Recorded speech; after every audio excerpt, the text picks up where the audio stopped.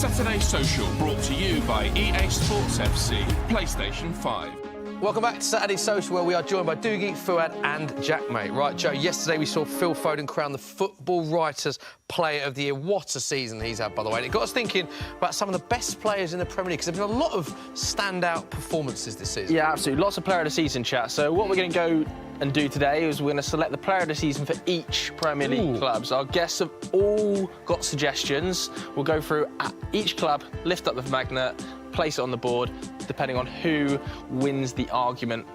Yeah. If there's a majority, we'll go with that. If not, we'll select it based on the best argument. Yeah, quite easy for us to stay with three guests, so hopefully majority rules. Only one name can go next to each crest. We'll start in alphabetical order with Arsenal. So who do you all think has been Arsenal's Player of the Season? Doogie's gone with Declan Rice, Martin Odegaard, Fuad and Jack very confidently gone with Declan Rice. Now, I know that you want to have a word with the Arsenal fans, don't you, about the sudden emergence of Declan Rice, because you've been saying this for years, haven't you? Yeah, I think we were having a chat earlier on, but why do Arsenal fans think they've discovered fire? Like, West Ham fans have been singing this man's praises for years. Yeah. He was doing it for England, and I think just this season, like, he'll be the difference. If they go on to win the title, he is the difference. He's just absolutely unreal, and I think he was our best player in the Euro final as well before he got taken off, weirdly. OK, you agree? You agree, Dukes? I did agree. I think Odegaard's a good shout as well, particularly in the last couple of months. I think he's been brilliant, but maybe didn't start as well as Declan Rice. I don't think Declan Rice has really put a foot wrong. No. You know, I think only Saka, Odegaard and Havertz have been involved in more goals, and he's played a lot of his time as a number 6 as a defensive midfielder. Also takes set pieces since about November time. Crucial. And they've scored 20 from set pieces. Yeah. Only 3 sides in the last 10 years have scored more from set pieces. So I think he's been vital across the park. Why did he not take any for West Ham? Because I see him getting assist after assist at the corners, and it's like, why did just that in-swinging delivery from the left. Jack, yeah, he's left West Ham, let it go. I'll choose him then. Why Martin Odegaard? Obviously, we know he's had a top season, but ahead of Declan Rice for you? I think Declan Rice is almost like the new shiny toy syndrome is a little bit there. I think with Odegaard, in terms of stepping up in the big games, I really feel like he's been the guy to almost guide them, especially in the Champions League. I feel like he's been the man who's really stepped up. So for me personally, I think in terms of leadership, he's been really stepping up as captain this season for me, and I think creatively what he's been bringing, as you said, the past couple of months, some of the passes I've been seeing, I'm like, I didn't even know he had that in his locker, and I knew his passing was top notch, but yeah, he's looked a different class. You say big games though. I think Rice scored a last-minute winner against Man United. I think he's and Luton. Yeah, and Luton, big game. The celebrations. Say so. No, I agree. Big moment in the season. It was brilliant. To be fair. I wouldn't even be mad at that. I'm not. They're both, both top players, as you say, though. 2v1, so Declan Rice takes it. Doogie, if you want to stick it on, and we'll reveal who you've got for Aston Villa. Imagine This one is a unanimous one. This one is a tap-in. Ollie Watkins. Absolute tapping, right? 27 goals, 12 assists this season. We know, I mean, we all thought you'd pick Ollie Watkins, let's be fair, but is he in contention for the season? I mean, we know he's had a great season, but should he be up there with the Fodens of the world in terms of the best players in the Premier League? 100% in terms of the goals he scored, the variety of goals he scored as well, the consistency, I think the assist, the hold-up, the link-up play. Like, there's nothing he hasn't done this season, in my opinion. And even when he's been picked for England, he's chipped in there as well. But I think, honestly, one of the most improved players, and you've seen it since he's been in the Premier League year on year. I almost used to look at him as like a English Mandzukic, if you like. Left big forward who can kind of drift out wide into the channels, but he's added a lot more to his game over the past year or so. Yeah, easy one for you. Yeah, I know. You know what people used to say about Harry Kane, like, oh, he's a one-season wonder, and then he does it again, and then he does it again. I think we're going to see this with Ollie Watkins. Like people were saying last year, like, is he going to fizzle out? He's smashed it. He's done even better this season. I think it's only going to continue to go that way.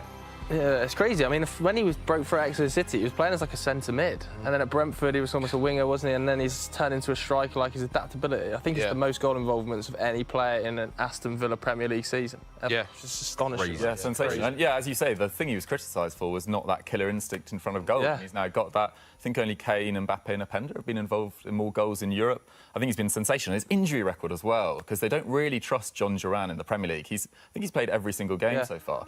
No pens either. No pens. Yeah. They keep having this debate at the moment, him or Tony. For me, that's not even a debate. It's Watkins all day long. Yeah. Okay, let's get that. Stick him up then. Next up, Bournemouth.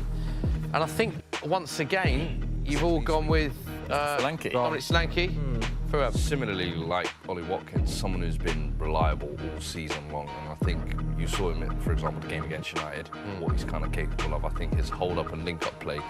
He's unfortunate that I think he's in a Harry Kane, Ollie Watkins, Ivan Toney. There's so many other players where I don't think he'll really get selected for the Euros. you don't think he goes? Don't think he will. Even with the 26-man squad, expanded squads now. I still think Watkins and Kane have a shoe in there, and I think with Rashford there, I think he's maybe going to be the third option. But it'll be harsh for him because I think he deserves it for sure. 20 goals this season, 5th top Premier League scorer with 18 goals. How much credit does he deserve when he's doing that? No disrespect to Bournemouth because they're having a great season, but those numbers are probably above what even he expected this season. Yeah, absolutely. I mean, he's scored more goals in the league than Salah, more goals than Son, more goals than Bowen, and yeah, no one really expected this from Bournemouth. They had a terrible start. They did, and also he's come back from real disappointments in the past as well. He was a Chelsea wonder kid in the academy, never really got a look in there. I think he made 1 appearance, 1 goal in 27 for Liverpool, and now the main man at Bournemouth, and I think he's been sensational and a really good all-round game as well. Stick him up. Get him out. Next up, bit of debate here, I think, at Brentford. I found Brentford quite difficult. Good debate this, actually. 2 Wissers play 1 Mbermo. Yeah, and Mbermo's missed a lot of games as well. To be honest, I was happy with Wisser too. It was a sort of toss-up between them. Brentford, have had a difficult season with injuries in particular, like not having Hickey, not having Henry available. Ben Mees missed a lot of games. Tony was only available from January. I think this guy's maybe got more star quality than Wisser, but Wisser has actually probably been more consistent across the season. But Brian Mboma, I think it's at least 11 goals and assists every Premier League season. I think he's really consistent now. You're right about the injury record as well. Lots made of like Tottenham, Chelsea, Man United, Newcastle's record. But I think Brentford have actually had the most amount of players unavailable across the season. They've had so many injuries. But you've both gone with Visser. Wisser, I just think, is the unsung hero of the season almost. When Ivan Toney got his ban earlier in the season, he stepped up. When Wembo got injured and when AFCON as well, he stepped up. And I feel like every time he's been kind of called upon, he's shown it. And even the other week, he was fuming that he got subbed off after getting a brace. And, you know, you almost feel a little bit gutted for him because he's always been kind of there for Brentford this season. So, tip of the hat to him. I think the fact that he's Brentford's top scorer this season, Visser with 10 goals, most shots on target, successful dribbles, fouls won, and touches in the opposition box, most sprints. The stats do edge towards Visser. So I think 2-1. You're happy to concede. Let's go with Visser as we move on to Brighton and a player that I've been singing this man's praises. Good, isn't he? I think since we started this show. Unanimous. I love this. I love Such a top player, Pascal. For me, I think he's one of the most underrated players in the league because he does so much in the game, doesn't he? Yeah, he's absolutely brilliant. I think Brighton, for the first time in a while, maybe got their summer business slightly wrong. You know, McAllister and Caicedo leaving. They tried to replace them with Dahoud, with Milner. Dahoud had to go in January. He wasn't really getting a look in. Balaba's come in. He's more of a project player. So it's really been left to Gross and Gilmour in the middle of the park to keep them on track. And I think it's 4 goals, 10 assists. I think only Ollie Watkins has more assists in the league. Technically, this guy is a bit of a throwback, like not the quickest, not the most physical, but on the ball he's sensational. I'd love him to go to the Euros with Germany as well because he's started to break into that squad. Yeah, I think since the start of last season, there's only like 2 players in the league that have created more chances than Pascal. 92 chances. And Brighton haven't even been that great recently, have He's they? the ultimate Swiss Army knife. I know he's German, but you just right back, left back, centre mid, defensive mid, right wing. He can play a role. Oh, he does a lot. I see what you mean. He does. He does I didn't know where you were going with that. He does a little bit of everything. He's not Swiss, mate. Football expert over here. Stick him on, I see what you said. He does do a lot of everything. You're absolutely right. Next up, we're going to go down Burnley. This is a tricky one. Let's have a look at... So we've got Josh Brownhill, Lyle Foster, and Jack, you got Sander Berger. Yeah, so what I did for this, knowing I was coming on, I spent hours and hours watching all the Burnley games this season from start to finish, writing down all the stats, looking at the heat maps. I didn't. I actually just DM'd Vizza on Twitter, who's a big Burnley fan, and he said, put him down. Get him up then. So I put him down.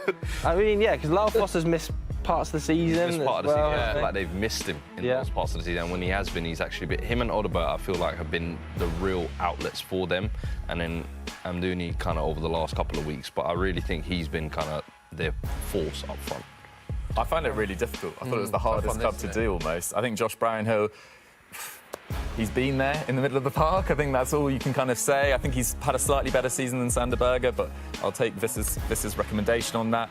I think Aston as well, since he's joined in January, has made a little bit of a difference as well. But Burnley was really difficult to find a standout player. Yeah. Most interceptions for Burnley in the Premier League this season, 4 goals as well. The fact that you sort of side before your argument. Yeah, let's go with Sander, shall we? Let's go with Sander. Let's get him out. This is the Burnley fan in the room, I reckon. Now, Via. Yeah. The next one, I think, probably the biggest tap-in of any club on the board. I'd be amazed if you're not in full agreement. Yeah. It is Cole Palmer. Jack, what biggest breakthrough of the season? I mean, what level are we talking about with Cole Palmer? He's unreal. Phenomenal. I hate to just keep bringing it back to West Ham, but... You're going to? Yeah, I am. There were rumours at the start of the season that West Ham were in for him. No chance. I don't even think he'll be at Chelsea that long. Do you not? I think he could go to any club in the world. He's got about a 100-year contract, though, hasn't he? Yes, everyone has at Chelsea, haven't they? But yeah, no, he's just... What can I say about him that's not already been said? He's an absolute baller, and he needs to be in the England team, let alone squad. Would he start for you in the England team? I don't know how, but that's not my problem. Gareth Southgate needs to work that out, but you need to get him in there. He's phenomenal, world class. It's mad that he wasn't actually like Chelsea's first choice in that position, was it? Yeah. Of course, that move for Michael Elise was kind of in the works, and then that didn't happen. So then they kind of almost turned to Cole. It's all been a surprise. I mean, even his whole career. Last season, I think he was a bit part player coming in for City. Started the season, scored a couple of goals in the Super Cup warm-ups then. But I don't think anyone, even the most die-hard Chelsea fans, saw this kind of trajectory. And you have to respect the mentality. I think the way he's been able to come into a club that's going through a transition period with a bunch of young players who could step up, but he's been the one to really grab it by the horns and say, do you know what, I'm going to make this team my own, and Chelsea's now Cole Palmer's team. Do you know what's interesting as well about players that win the Player of the Season award? Synonymous. For so many years, it's a team that wins the league and then a player gets that. You've got a lot of players here, like we mentioned, Ollie Watkins, Cole Palmer. Considering Chelsea's season, and all Chelsea fans admit it's been nowhere near the level they expected, surely he's in conversation for Player I of the think Season it would be a travesty if he's not nominated. Amongst the 6 nominees, I think it is difficult if you're not in the top 4 push at the very least. But yeah, I think it's 20 goals, 9 assists, big goals as well. I think he scored against Arsenal, Spurs, Man City, scored 4 goals in 2 games against United, scored 4 goals in 1 game against Everton. And people always talk about penalties. He's scored more non-penalty goals than Saka, who was a great player in his own right as well. So I think phenomenal. Stick him out then. Stick him up. And the penalties that he have scored have been like pressure penalties. Yeah, they have. Good point. Yeah, good point. Crystal Palace. Yeah. Difficult, this one. Eze, Mateta, and Eze. I like this debate. Mateta recently, since Glasner has come in, what is it, 8 in 10, absolutely on fire. Yeah, he's one that I'm looking at in terms of the firepower, what he's been able to bring. I feel like Eze's had injuries this season. Similar like Elise, it's a case of can you rely on him all season? I think the forward line has really been an issue for Palace for a number of years with Jordan Ayew, Odsonne Edouard. No one's really been able to fill the boots. I feel like this season he's come in and almost like an underdog story, if you like. I think he was there last year, didn't really turn up, but this season really got his shooting boots on, and credit to Glasner, he's been able to get the best out of him. But yeah, 5 in 35 goals under Hodgson, 6 in 44 under Vieira, 8 in 10 under Glasner, so he's really found his form. But you've both gone with Eze. Yeah, I went with Eze. I think Mateta maybe had a slower start to the year. Eze, I think, Fuad's right to point out, I think he's missed 11 games this year. He'll be disappointed with that, but, there's nothing he can do about that at the same time. I think now he's 26. It's really time to really start stepping up in his career, and I think he should be pushing for a move this summer. Palace fans won't thank me for saying that, but his quality is frightening. I think 8 goals and 3 assists this year, some really high-quality goals as well. I think he's got a brilliant, brilliant future. 2-1. 2v1. Shout out Adam Wharton as well. Yeah, we always shout him out, even though he came in January. Massive fans of his contender. Everton. I think you've got 3 different picks: Tarkowski, Branthwaite, and Jordan Pickford. Do you know what though? I hear it for all 3. And I think that's a credit to Sean Dyche for how he's improved that defence. Was it second best record to Arsenal? I think 12 clean sheets this season. Yeah. I think all 3 of these have had a massive part to play. I think Branthwaite, for me, it's just the way he's broken out. I think I'd agree. Very young player, I think, should get into the England team, in my opinion. But definitely touted for a big move in the summer as well. And I think when you look at the raw ability, the hunger that this kid plays with, the aggression he plays with, very old school type centre-back mixed with the new breed. I'm a big fan of his. Yeah, Pickford for you. Why Pickford? I think I saw a tweet the other day that said whether you rate Pickford or not is the true football litmus test. And I think that's so accurate. I think it's so easy to like, oh, he's got little arms or whatever, or try and mug him off. He's just a brilliant goalkeeper, he really is. I think he's still in the running for Golden Glove or something. He was, yeah, prior to Raya's. Right. Yeah. Last night, basically, because of the... 12 Premier League clean sheets, though, you're right. So, yeah. I think he's phenomenal.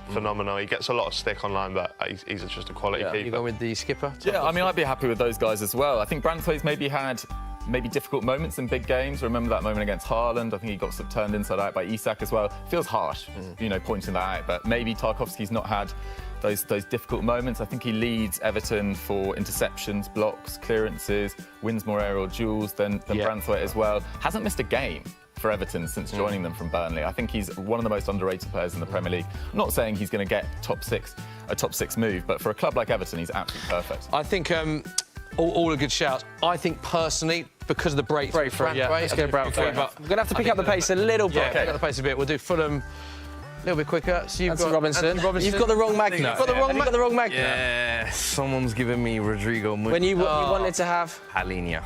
Oh, so that's 2 Anthony Robinsons to a Palhinha, though. Yeah, take the magnet away. Put the magnet away. Let's talk about Anthony. Joe Palhinha, we were talking about him for Liverpool earlier. He's obviously had a great year, but if we're talking about breakthroughs, I think this is the first year people have really realised how special Anthony Robinson is. Yeah. He's like the focal point of that team, most passes in that team, second most defensive actions. I think he's a really, really special player. Second for assists as well in that team as well. Most interceptions in the Premier League this season, by the way. Stick him up. Liverpool, interesting one, this. 3 different names. Jack's got disagreement. Trent, Alexis, and you've gone with Virgil van Dijk. Trent for you, Jack? Yeah, to be honest, it's probably more for one of you boys to take this. I've not seen too much of Liverpool this season, so I'm not too clued up on it, really. So I'm happy to concede to one of these. I think for here, you're looking at the signing of the season, in my opinion. I think over Palmer. I think over Palmer, in my opinion. What? Wow. What? Alexis McAllister's impact for Liverpool has been bigger than Cole Palmer to Chelsea. I think Palmer's has been incredible, but what Palmer's is you're looking at the numbers and what he's putting down. But I think you got to remember that he was asked to do the number 6 role earlier in the season, how he adapted to that. Then it was the number 8 role. Szoboszlai has completely fallen off the radar, and the way he's been carrying the midfield, in my opinion, I think one of the 35 million. That is incredible for me.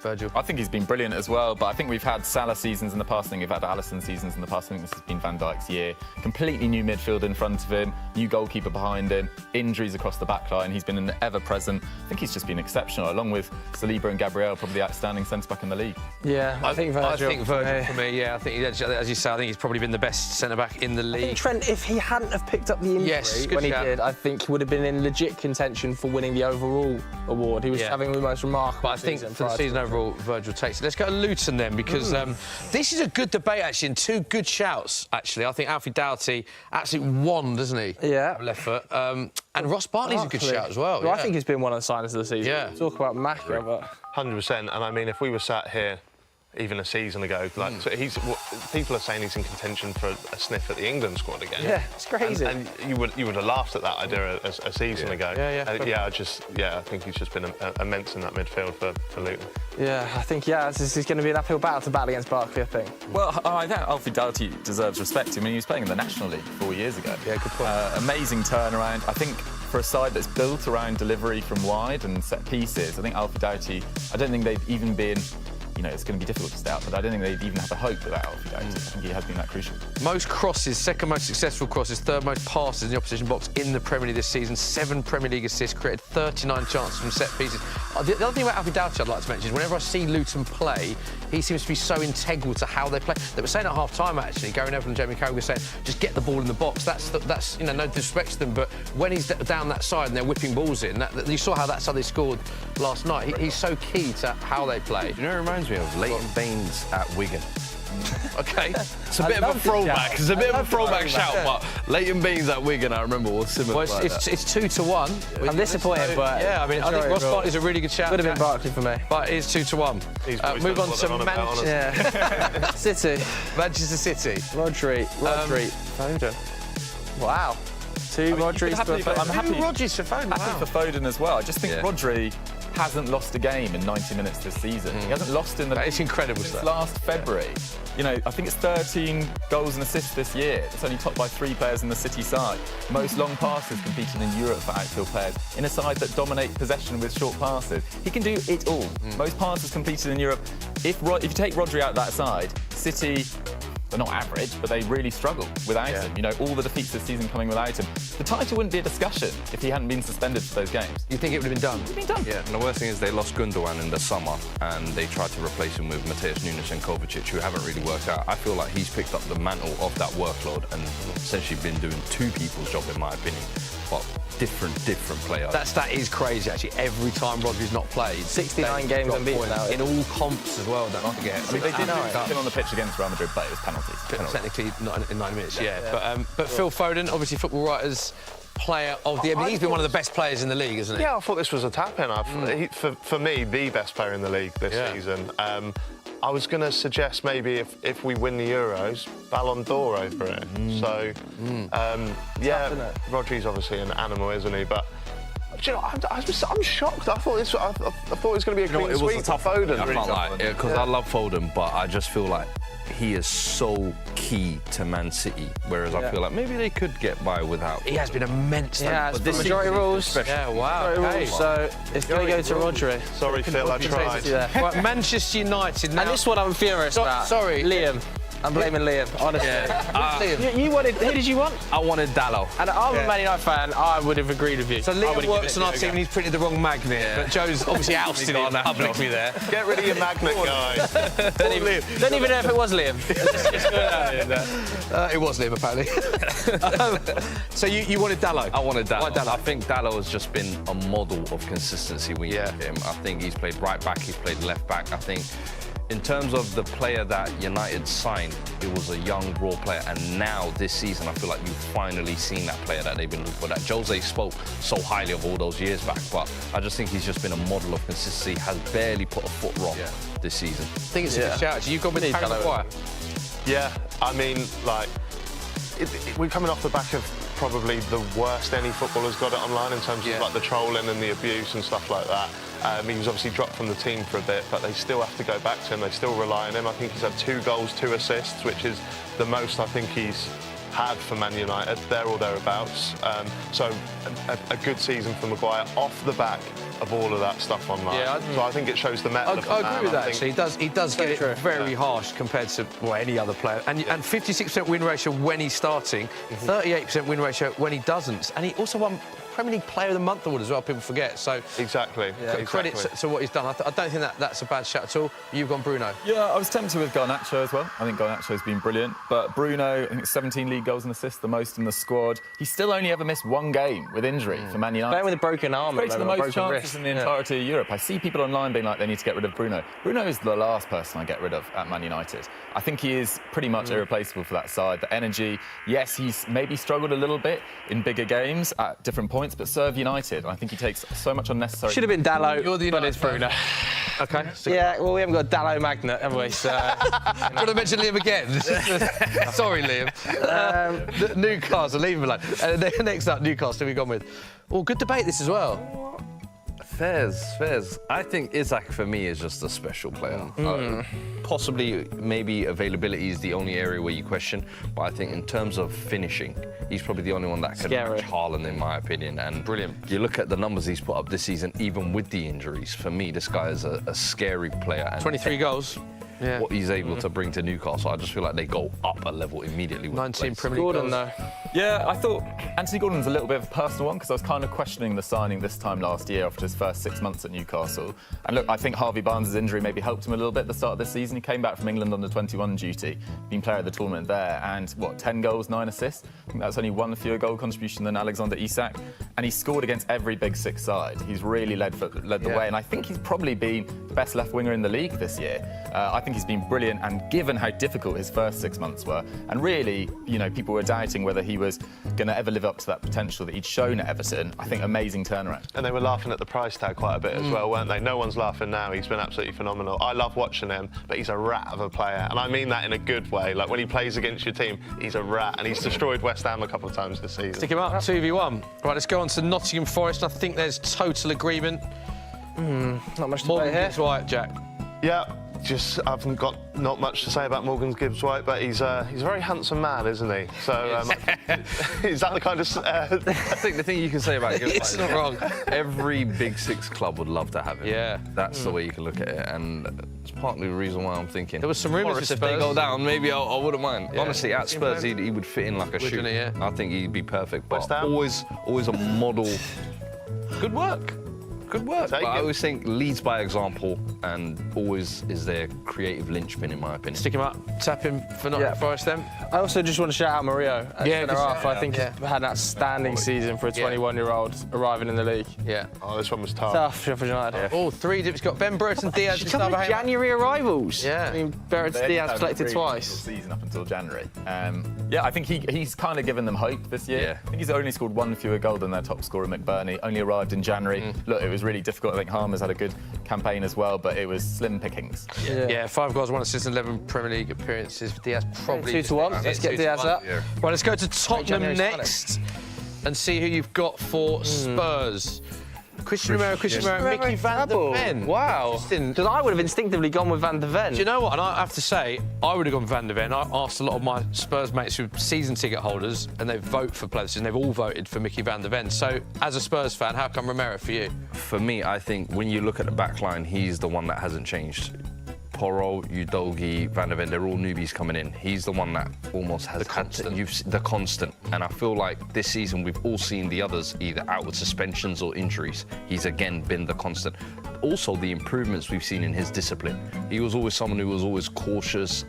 You were thinking is likely to get sent off. This season, he's actually been a calm head at the back. And I think leadership-wise is where I've seen him step up the most. I think he's scored 4 or 5 goals this season in the Premier League as well. So he's contributing in the other box, which I always say you want from your centre-backs to be a threat. But I think The breakthrough of Mickey this season. I think it's because of that. It's almost like I was saying with the new shiny toy syndrome, and I think he's had injuries as well where he's missed a key part for me. And I think the way he plays, I think when everybody sees that speed, they're like, wow, I don't think Spurs have kept a clean sheet without Romero in like the last 15. Yeah, it goes back to 2022. He is the bedrock and the foundation it's built upon, but that's the perfect yin to his yang. All right, OK, well, it is 2-1, so stick him up. Yeah, I think it's tight. And I saw him. He went to the darts, so that's why I just. Jack, we're coming to you next. West Ham, you know all the players, you're mates with them all, you're a fan. Who have you gone with? Jarrod Bowen. Yeah. I think. It's Easy? just- yeah, the Easy numbers. bum. I think he's the first West Ham player to score 20 Premier League goals in a season since Di Canio, which is just unreal. I mean, he scored that goal in the final last year as well, which I can't forget. I know we're talking Premier League, but still. And Top player. are we forgetting that he's got 2 little babies at home and he's still posting 8 out of 10s every single week? So phenomenal player. He made me look a fool.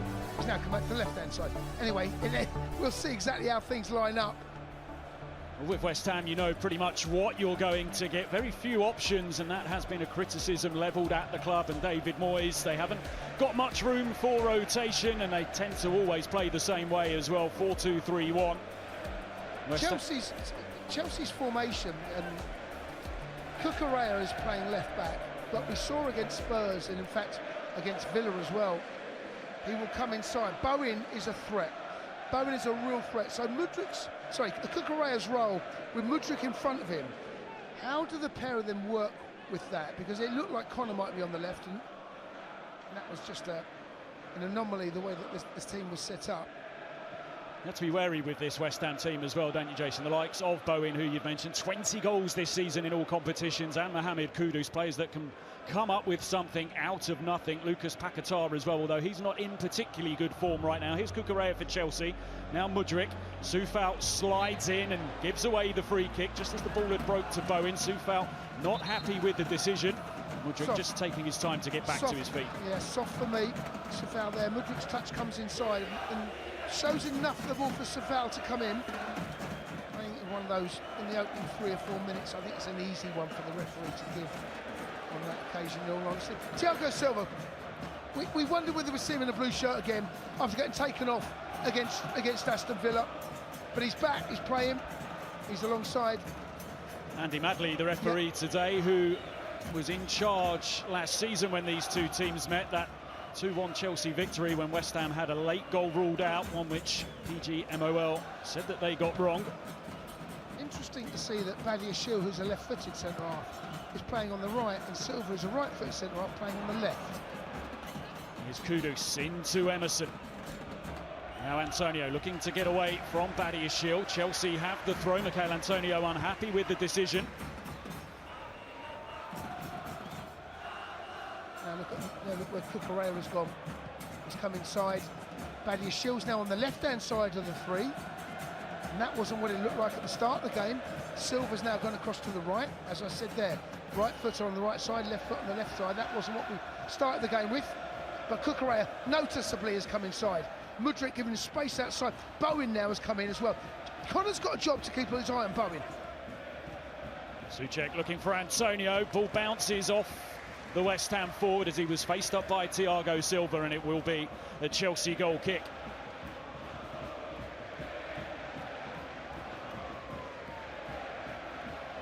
Yeah, so honestly, this back line, it foxes you. Chalobah now is Caicedo, brilliant run through the middle of the park. Caicedo, who shone on Thursday night, and he's gained 60 yards here for Chelsea. Looks to find Nicholas Jackson on the edge of the area.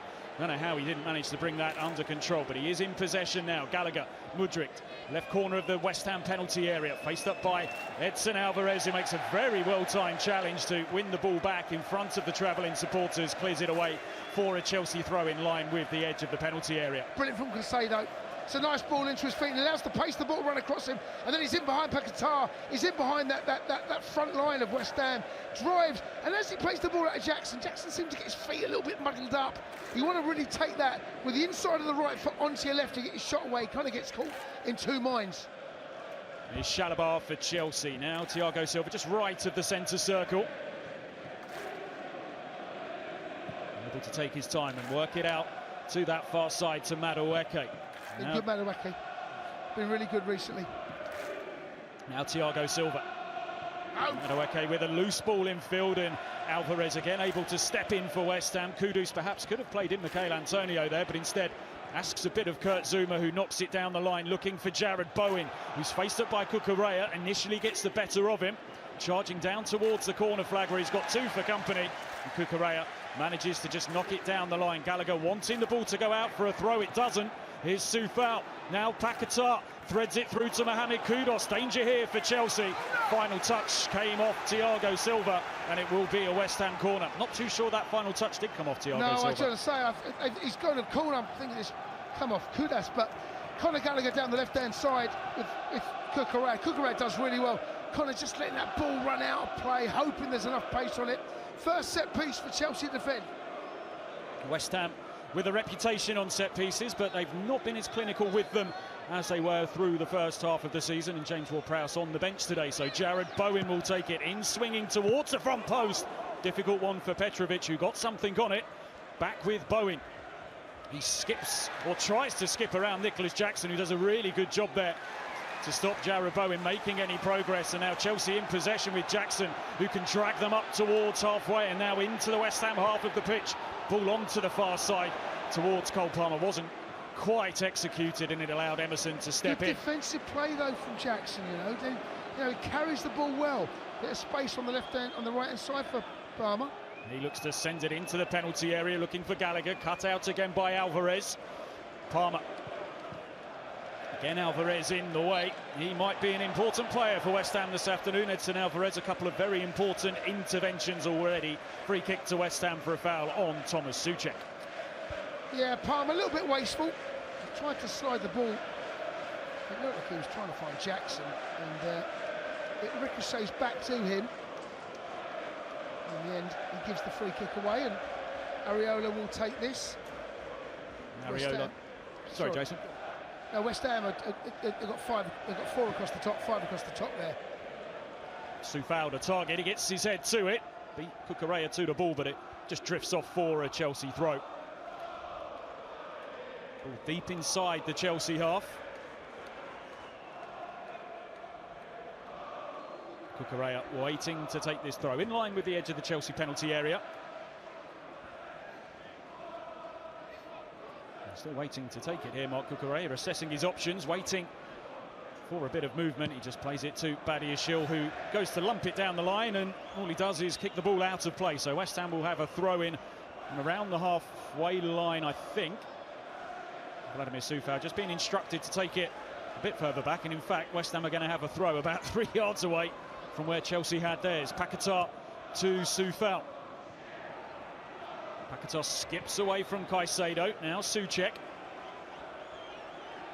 He's been playing in a deep midfield position this season. Now Jared Bowen just cutting in from the touchline. Tried to thread one through to Alvarez. Bowen makes the challenge throw into Chelsea. Brilliant from Connor. Reads the pass from Bowen. Ricochets off Connor's right foot and then keeps the ball in play, and Bowen then tries to atone for his error. I don't quite know what's happened there with that. We've just seen the set piece again, but Jackson seems to duck beneath it. Petrovic comes across, and it's a little bit awkward way he deals with it. Nonetheless, we do. Here's Caicedo for Chelsea into Cucurella in the centre circle, and able to advance as well. Works it out to the far side.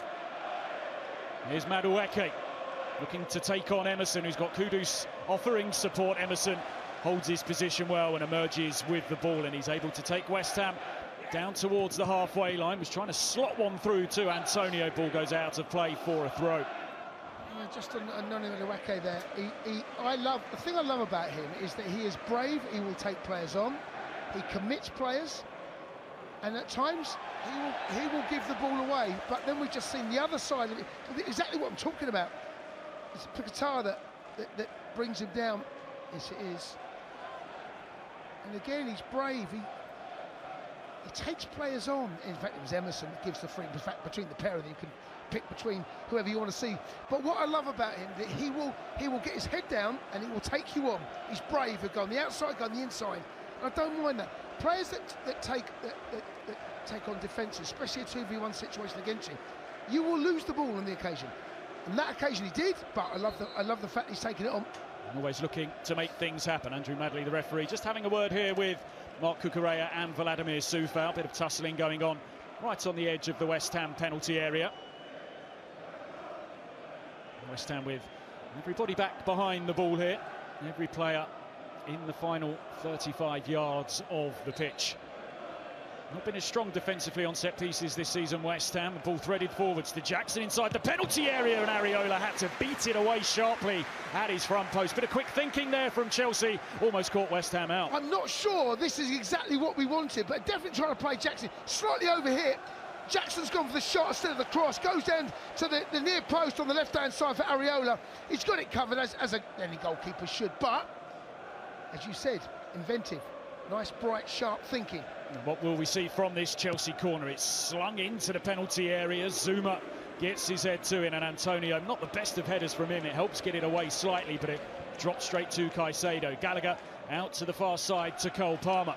He's able to work his way in field, and he threads one forwards to Thiago Silva, and again Areola called into action, protecting his front post. Danger once more there from Chelsea. What a ball from Cole Palmer. What a pass, honestly. He sees things before they happen. It's a lovely run from Silva. I think the pass has encouraged Silva's run. It's one of those, I play the pass into an area where I want you to get onto. And in the end, he's at that near post. Again, down West Ham's left, our right. Areola sticks a foot out. Coufal clears it. And Chelsea regain possession. Just have identified a weak spot there for West Ham. A couple of times that ball's worked for Chelsea. Now Alvarez unable to dispossess Jackson. Bit of a heavy touch from him. Kudus gets a toe to it. Emerson waiting for Areola to come. He comes sliding out of the 6-yard box to get his hands on it. Chelsea just starting to click though, maybe, Jason. Yeah, last good 3 or 4 minutes from Chelsea's point of view, especially down our right, their left. And Jackson's, as you said, their heavy touch. I think he was considering the shot, you know, the way his body shape was, and he just knocks it out of his feet a little bit too far, and the moment went. Again, another good start, I'm going to say it, by Cucurella. He plays in this strange role, doesn't he, where he's a left-back which inverts into those central positions, but he's able to influence the game. Kudus brought down by Conor Gallagher. Kudus finding himself on the opposite side of the pitch to where he started the game. Jared Bowen still on this side as well. Coufal back to Zuma, just in front of the West Ham penalty area now. Angelo Ogbonna, 35 years of age now, Ogbonna, 9 seasons at West Ham. quite been the same player since he suffered an ACL injury a couple of years ago. Now Kudus goes down under the challenge from Badiashile. Interesting to see what West Ham have done here. Kudus seems to have changed positions with Lucas Paqueta for the time being. Kudus now in the middle, Paqueta out on the left. West Ham unhappy because they feel the ball was kicked away there. So, situation which we were told would be punished at the start of the season, Jason, but the officials seem to get more and more lenient with it as the season goes on. Yeah, I mean, by the letter of the law, it should be a yellow card. And Andy, John, when I looked down Andy Medley, when he looked almost like tired. It's like, is he? You know that body language, like, for God's sake. Don't make me do this. You know, what are you? You know that walk you do, the head shape. It's like, what? Come on, come on. Don't be doing that. Yeah. That's what he looked like. And if he got his yellow card out, I don't think anyone would have complained. But I think he just said to him, look, come on. You know what the deal is. Don't make me do it. Help me out. Yeah. Here's Petrovic in goal for Chelsea. Just plays it to Badiashile. They're just working Michail Antonio from side to side right now. Not a bad idea. Run the legs out of him. Again, Cucurella is alongside Casado. It becomes a back three. Badiashile on one side, Chalobah on the other, Silva down the middle, and then Casado is alongside Cucurella. And Palmer is now in a deeper position than Cucurella literally, it's a free roll almost. It's like a dog's got on the pitch and it's just roaming everywhere. No, that's what it looks like. No, but he obviously knows what he's doing. Mauricio Pochettino would like to think so. Clearly his instructions. Here's Caicedo, who gets away from Paqueta. Chalobah out to Madueke, who can have a go at West Ham again here. Cross comes in, seeking Jackson. Should be the opener, it is! Cole Palmer fires it home. Areola got a hand to it, but there was too much on the strike. And Chelsea have got themselves in front here after just 15 minutes this afternoon. And here's yet another goal for Cole Palmer. It comes down the right-hand side again. You're right, Ariel does get a hand on it, but not enough. It's almost the perfect shot, the perfect angle, and the perfect range for Cole Palmer. He puts his foot too much. It comes down the right, as I said there. Drives in, plays the ball in, comes off Jackson, and sits perfectly about 4 or 5 yards right of the penalty spot. It still stands still. He drills it, side foot, in towards the goal. I just wonder whether Areola feels like he might have gone. It's just the pace of the shot. There's nothing to do about it. Yeah, there's nothing to do about that. But down the right-hand side, and that's where Chelsea looked to have been the most dangerous. 1-0 Chelsea. Another goal for Palmer. Closing in on Haaland, by the way. Dodgy ball back in there, which Areola could only just get away. As Jason said, what a season Cole Palmer is having. Yet another goal for him. A shot that was just too hot to handle for Areola. West Ham with a cross into the box here by Antonio. He only had Paqueta to try and pick out. Badiashile puts it behind for a corner. So a chance here for West Ham to get themselves a quick reply. Well played, Antonio, by the way, down that left-hand side. It's a thankless task. He's up on his own. The physical presence, he's actually more skillful, and his control is better than people give him credit, and he's proven that there. Gets them a corner, higher up the pitch, chance here. Can Chelsea defend it? Emerson to take this time for West Ham, and a header comes back off the crossbar from Jared Bowen, rattled the frame of the goal. Lucky escape for Chelsea. Jared Bowen proving so dangerous from those set-piece situations. He showed that against Liverpool. You know, he might not be the biggest lad on the pitch, but he finds a yard of space. It's a brilliant header. Cucurella is the one that's marking him. He gets in front of Cucurella and guides it goalwards. Petrovic is absolutely stranded. Comes off the rick. I mean, what power on the header. We could hear it from where we were up here in the gantry. Let off for Chelsea. Possibly the smallest player in the penalty area, Jared Bowen, apart from Moise Caicedo, but he positions himself well. Cucurella was marking him. Cucurella. Yes, you're right. But the amount of times he finds himself in those areas and how good he is in the air, as I said before the game, I think he's top. I think he's Champions League quality, top 4. Liverpool were interested in him not that long ago. I remember talking about him when we had Timo Werner here at Chelsea. I felt that he was a better player, and we're talking back in 2013. 2023, 22. I think he'll be on the plane for England, won't he, in the summer, Jared Bowen? Every chance, every chance. A lot of options for Gareth Southgate, but Jared Bowen with 20 goals so far this season. As Chelsea come forwards now with Mudryk. And he'll look to take on Vladimir Coufal, who's backtracked into the penalty area. Chance for two here for Chelsea. Loops up over the top, deflected. Noni Madueke with the effort, but Chelsea will have themselves a corner here, and they do look like scoring, Jason, nearly every time they Chelsea go forward. on top. I'm watching Noni Madueke come across the edge of the penalty area.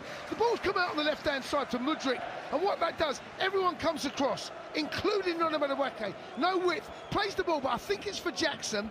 In the end, the ball ricochets off Thomas Soucek to go behind for a corner, but Chelsea looking very, very dangerous every attack at the moment. Entertaining game here at Stamford Bridge. Corner comes in, header is free, but it's straight at Areola from Trevor Chalobah, who's frustrated that he couldn't come up with something better there. Lucky escape for the Hammers. Yeah, that's where you want someone on the goalkeeper. He wins that clean header, and it ricochets.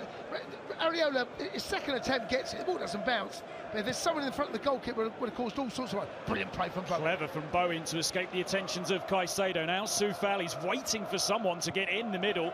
Clips in across, which is so easy for Petrovic to gather. Real lack of intent from West Ham there to get players into the box quickly. Yes, it kind of breaks it. They kind of get themselves high at the pitch. It seems like it surprises a few that they're up. Actually, it's a brilliant take from Bowen. That's what's created the space.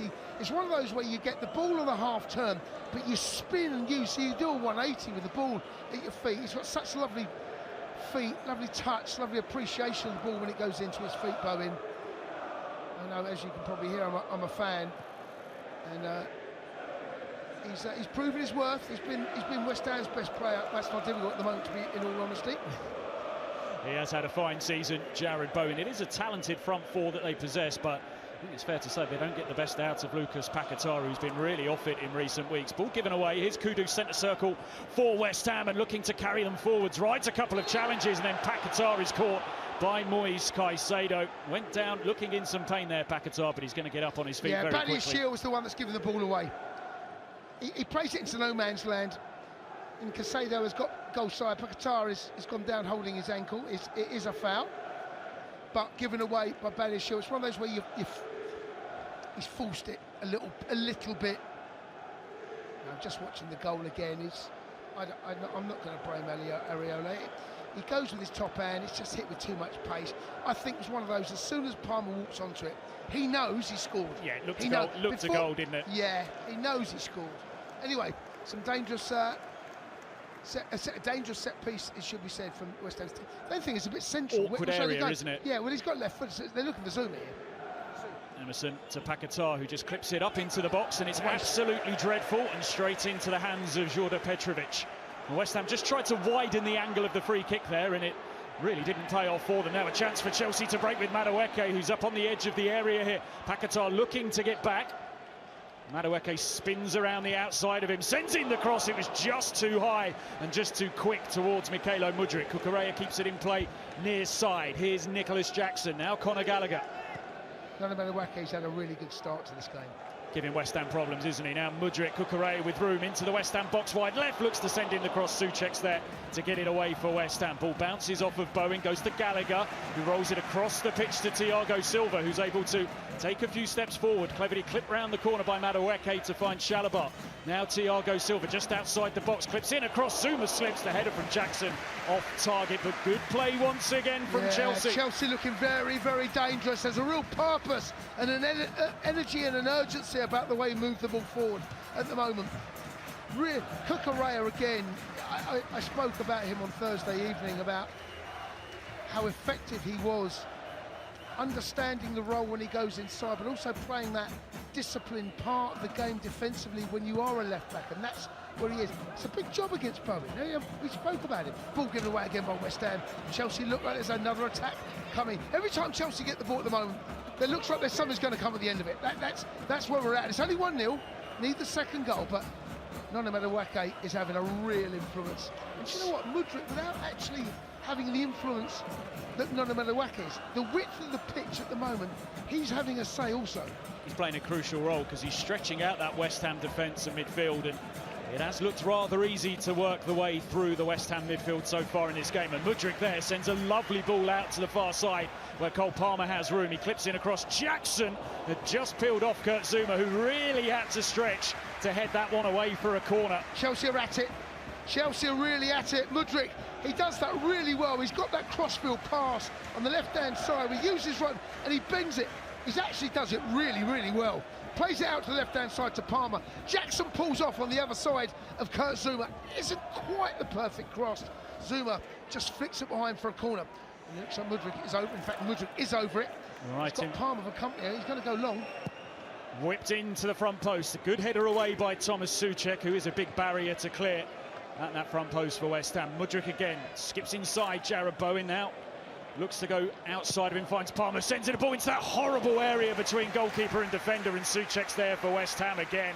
West Ham need to just see this through, don't they? Because Chelsea are well on top. Clinging on a little bit here. You feel if Chelsea to get the next goal in the next 10 minutes or so when Chelsea are on top. But this won't last. You can't believe this is going to last for the rest of this first half. West Ham have to get footing in the game. They've had one or two moments, but rarely. Short corner. Mudryk looking for Cucurella. It might not work out too bad for Chelsea. It goes to Caicedo instead. Now Conor Gallagher. Antonio does well defensively, uses his physicality so well. And then he manages to work his way past Gallagher as well, working his way in field, brought down. It's a good challenge to make, I think, there for Chelsea. Yeah, just stops the attack. Pass, though. You know, that pass, it's overhit. It's not the pass that he wants. And you give the ball away, and it's... You let teams off the hook. You let them off, from a position of real strength. Mudryk's pass is one, it's overhit, one, it's misdirected. And what that ends up doing, it gets West Ham 4 or 5 yards higher at the pitch. Connor's then got to readjust. Everyone's got to readjust. I've got to say, though, give Antonio huge credit. He manages to use that physicality, and, well, and then it's a mismatch. It's a little bit like a heavyweight boxer going up against a flyweight. So West Ham can't really get any kind of possession in this game so far. Chelsea much better on the ball, but West Ham have a throw in here midway inside the Chelsea half. Chelsea have had 67% possession so far. Jason, doesn't come as a surprise, does it? Doesn't. That feels right. No, you're absolutely right. But West Ham, it's only 1-0. Of course, West Ham are a team that are perhaps better when they have less of the ball. They'll, particularly away from home, look to try and catch you on a counter. Now here's Kurt Zouma.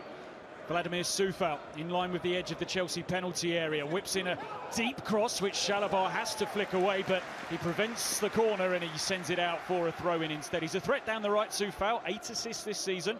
Only Kieran Trippier has more out of Premier League defenders this season. A little bit functional, Vladimir Coufal, but he can put a good ball into the box. So a throw-in here for West Ham. Mikel Antonio, I've never seen one of these long Antonio throw-ins work, Jason, by the way. This time he goes short. And he then looks to find Emerson and undersells the pass, and now Chelsea can come forwards. Here's Madueke over halfway, looking to find Jackson. Jackson now into the West Ham area. The angle is tight. Would have had an awful lot to do there, Nicholas Jackson, and it's took in cleanly by Alphonse Areola. There's a real energy and a real vibrancy about Chelsea at the moment. Attacking at pace. Looking to hurt. Well, Emerson's done brilliant. It's a great run. Emerson's managed to really work his way forwards here for West Ham. Just overhits his pass slightly, which means Coufal has to take a touch. He whips in across looking for Bowen. Antonio should have brought it under control. It bounced off his chest. Open. The game's open at the moment. A bit too open for both managers would be my guess. No width on the left-hand side. Palmer is being held up by Emerson. He goes out to the right-hand side to Madueke, and rightly so. He waits. He holds the ball up. And there's no point in moving the ball quickly because there's no support as far as Chelsea are concerned, and Chelsea rebuild through the middle. An open game, having been someone who's seen a lot of West Ham this season, certainly will suit Chelsea, I think, more than it will suit West Ham. Here's Cole Palmer in possession, the man whose goal separates the two sides, came on 15 minutes. He works it out to Chalobah. Chalobah now to Madueke, who's been a real thorn in West Ham's side so far in this game. Caicedo, lovely turn to get away from Alvarez. Kudus battling away. He's still going here, Kudus. It's a good battle. It looked a foul. It really did look like a foul. Kudus, though, able to progress. Cucurella in that central position slides in, gets a boot on the ball, but it's now with Antonio, who's tussling with Thiago Silva, and it's a throw-in. Yeah, Caicedo's saying that Kudus gets he takes his ankle. The referee's allowed play to go on, but For me, it's a free kick, not given. So a throw in here for West Ham, midway inside the Chelsea half, which will be taken by Emerson, who's got better and better really in his time at West Ham. Didn't play a great deal of football soon after joining them, of course, from Chelsea in the summer transfer window at the start of last season, but now they're undisputed first choice at left back. Ball played between the two West Ham centre halves, just spins favourably for Angelo Ogbonna, who scrambles the ball to safety. Gets to Cucurella though. It's good. Lovely ball from Palmer. It's one of those, he's asking questions, puts it over the top for Jackson to chase. Chelsea regain possession. Madueke to Cole Palmer, who finds himself in space and he's going to strike here. It was always veering wide, but it was well worth a hit, particularly when the ball is at the feet of Cole Palmer. Just got that one wrong though. Yeah, as I said there, we do well. It comes back to Palmer. Oh yes, it's one of those that comes off the outside of his foot. Doesn't quite connect the way that he would have liked, but just a close-up on our monitor here of Pochettino. I think he'd be very satisfied with what he's seen. Looking quite chilled, isn't he? Yeah, it's, you know, it's with 28 on the clock. Just the one goal to show for it, but it's been good. It's been a nice performance. You know, there's been a lot of really positive things to talk about. Need the second goal, obviously. 28 minutes, which have absolutely flown by here at Stamford Bridge. There's been plenty going on. Good pace and tempo to the game as Jarrod Bowen misplaces a pass, looking to find Vladimir Soufal. Runs out for a Chelsea throw just down below us here on the near touchline. Cucurella will take it for Chelsea. David Moyes looking much more animated than his opposite number. We're just seeing him on our monitors right now. Will he be at West Ham next season? Of course, that's the big talking point. You've done a fair bit of talking about it, Jason, as well in your broadcasting work. Yeah, there's West Ham. They're pretty split West Ham fans from what I can gather, and it feels as though that maybe there will be a handshake at the end of the season. Here's Madueke for Chelsea. He's threatening again here, weaving his way in field. Look to find Conor Gallagher.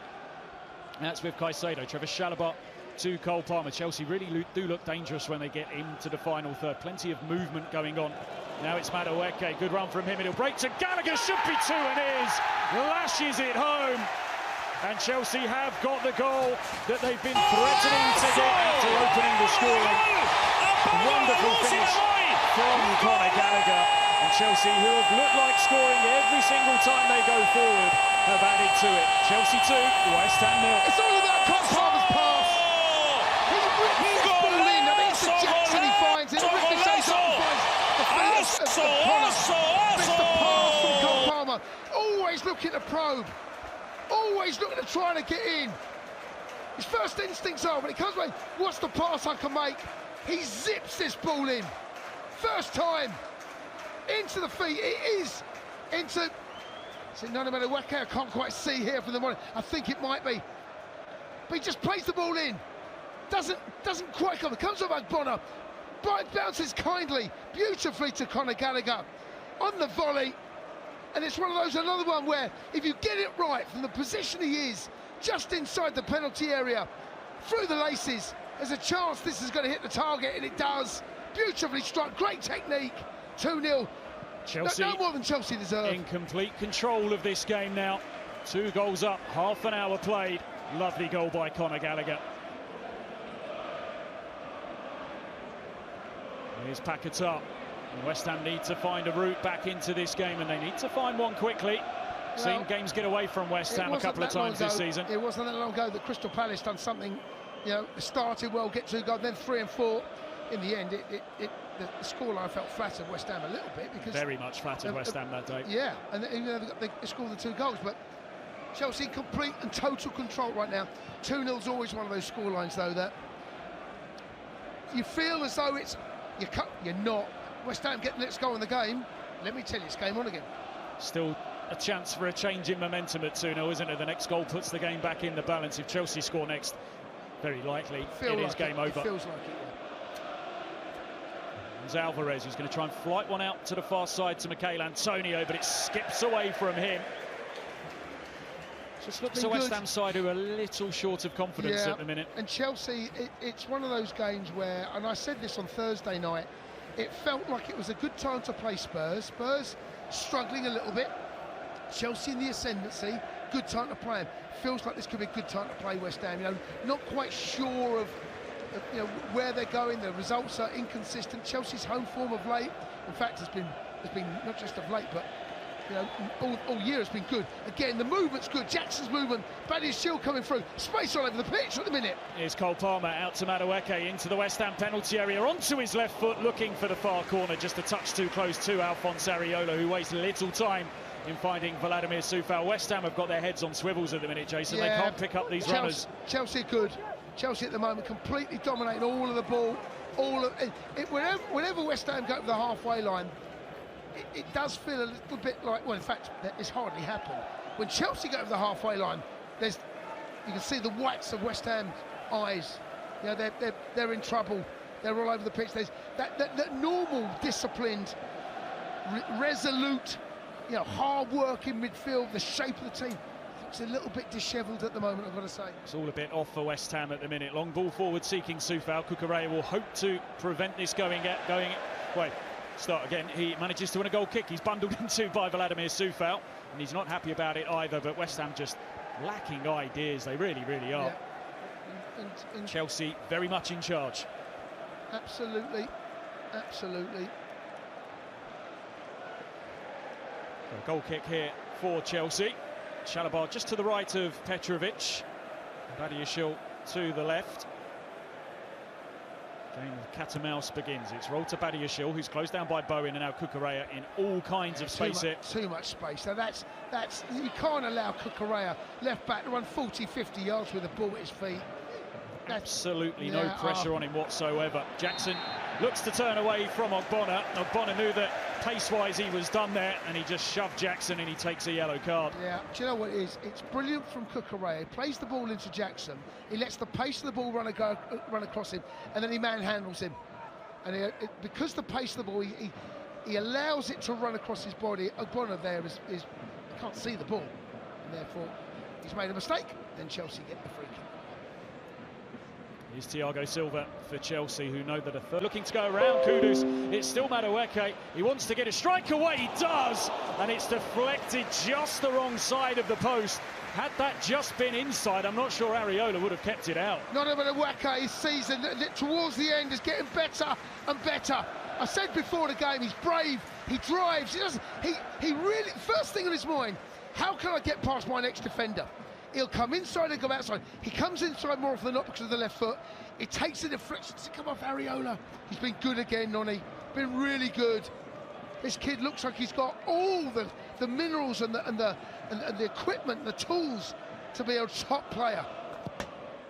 Mudryk with a deep delivery here, could be three, and it is. It's so easy for Chelsea, and Noni Madueke has his goal. Just taps it in from close range. West Ham are falling apart here. Chelsea are capitalising on it. 36 minutes played, and it is Chelsea 3, West Ham United 0. Well, West Ham all that's the third goal. I'm give us the 3 points a minute before. But I've got to tell you, this is too easy, so easy. I'm so pleased for Madueke. As I just said there, literally, as the words left my lips, he's got all the minerals of the tools to be a top player. Summarizes far post. In the 6-yard box. It's the easiest of headers. He doesn't have to do anything, there's no movement. Soucek is marking him. It's a head across the back from one 6-yard line to the other, into the empty net, 3-0.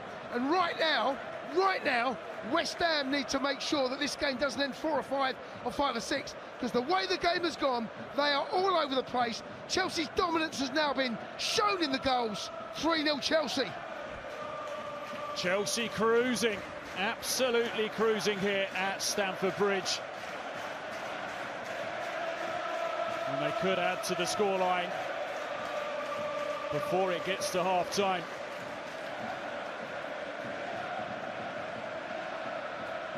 Chelsea come again. Here's Chalobah. Alvarez scampering to get there first, but it's picked up by Nicholas Jackson. Here's Caicedo to Cucurella. Just inside the West Ham half here. Now Conor Gallagher back with Cucurella again. Now back inside the Chelsea half. He finds Badiashile. Now Thiago Silva. all round, this has been a top-class performance. Really been Chelsea on it, again, West Ham are all over the place. Here's Cole Palmer, faced up by Alvarez, makes his way into the West Ham box, looking to centre, and it's off the bar. Gallagher so nearly made it 4. West Ham now will look to counter with Kudus, and I think they're just going to try and stop him here. Well, Cucurella does very well. Soft free kick, perhaps, but... It's a booking. There should be a booking with Cucurella, that, and it is. Yeah, he knows what he's doing. But Conor Gallagher, the ball's come at him with such pace. It's brilliant play down the right-hand side. The Cole Palmer check back, he does it so well. Honestly, he fools everyone, not just on the pitch, but on the stadium. He cuts back on his left-hand side, onto his right foot, drills it across the 6-yard line. Conor Gallagher there, almost impossible to miss, because he's come at him such pace. It ricochets off his foot, hits the crossbar. And at 4-0, well, the game would be over then. Here's Bowen for West Ham. Risky pass in field, and he drops it straight to Cole Palmer, and he's got left of him Conor Gallagher. Here's Conor Gallagher into the box. He's looking to make it 4. Did he just try and do too much? I think he did. Lost his balance in the box. Yeah, and yeah, he kind of the part. It was on, but it wasn't on. Palmer plays the right pass, but actually Jackson on the left-hand side. He's drawn the 2 defenders near in the box. He wants to play the ball on the left-hand side there, but I'm not sure Conor was aware. He's gone down the middle. It's not a pen. It's not a penalty. He gets crowded out, but I mean, right now, you know, West Ham just want to get to half-time.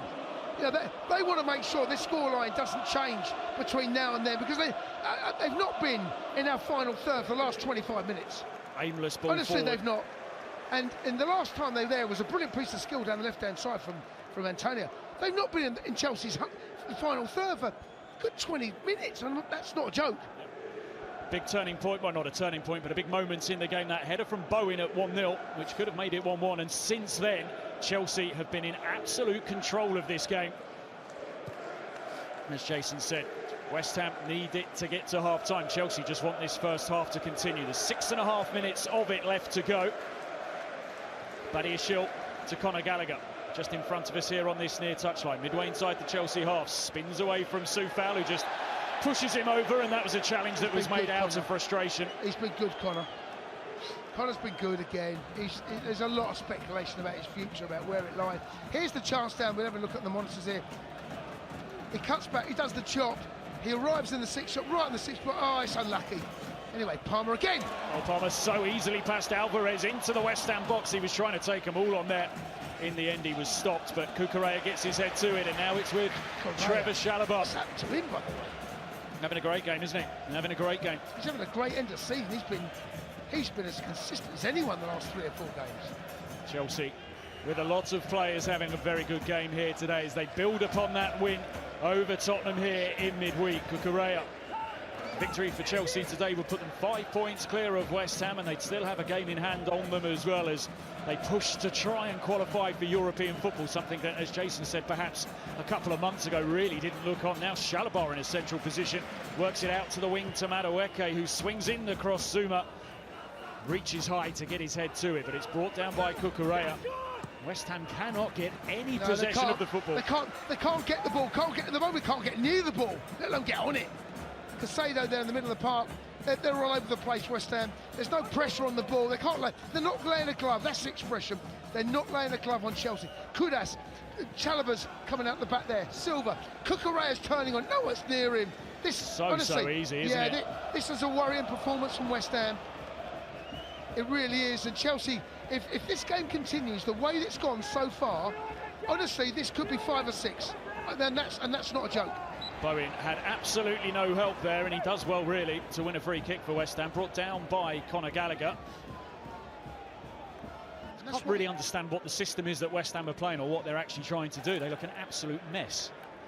Yep, well, we said before the game, we don't know what West Ham are going to turn up. Well, we know right now it's the West Ham against Palace, not the West Ham against Liverpool. Not the West Ham, I mean, the Fulham performance as well. Also remember going away at Arsenal not that long ago, defensively sound, well structured, you know, really disciplined, all of the things you need to go away at a top team, and you need to deliver parts of the game. None of it today. Conceded 66 goals now this season, Jason. Not far off 2 a game, which is not what you would expect from a David Moyes team. Souček up to the edge of the area, trying to get a strike away, just ran into a bundle of Chelsea players. zooming out, will just recover for West Ham and plays it to Ogbonna. Ogbonna into Paquetá, who's hardly been in this game. He looks to find Bowen, looks to find Soufal. Whoever he was trying to find, he couldn't find either, and it runs out for a throw-in on this near side. Kind of sums up West Ham, I think, that pass from Paquetá. He's without question, he's their best player. Him and Bowen. Paquetá's a special player. The pair of them are, but over here, and that's what happens at times where you want to get the pass in, you want to get high up the pitch, looking to kind of rush things. Down the line by Mudryk. Souček with a head on it for West Ham. It breaks for Soufal. Now Antonio. No way past Badiashile, and Antonio has to settle for the throw. Soufal considered giving it to Antonio. Just pushes it down the line towards him, and West Ham have gained 3 or 4 yards there, and they'll get to go again. Can they make this game have any kind of jeopardy on it before half-time? It's going to be a long throw into the box by Soufal. Paquetá. Now Soufal, when he gets beyond Mudryk, and he gets beyond him very easily, clips in across, Souček challenging, and it's off the crossbar from Jared Bowen yet again. Well, they haven't created much, West Ham, but they'll feel like a couple of things haven't gone their way. And Jackson manages to wriggle his way past 3 West Ham players there, and Chelsea are on the charge. It's still Jackson. Emerson makes the challenge on the edge of the area. He protests his innocence. He's going to be shown a yellow card. Free kick to Chelsea in a very dangerous position here. Brilliant skill from Jackson. Honestly, he wriggles out moments. You think, how's he get out of that? The one thing that I'd love to see an improvement is his decision-making when he gets in these areas. He's going down a corner, does superbly well on that right-hand side. What I want to see then is how do you then move that brilliant piece of skill. He wins the free kick, well done. But if there is a criticism of him, I'd just like to make that decision a little bit earlier. Having a look again, Bowen volley.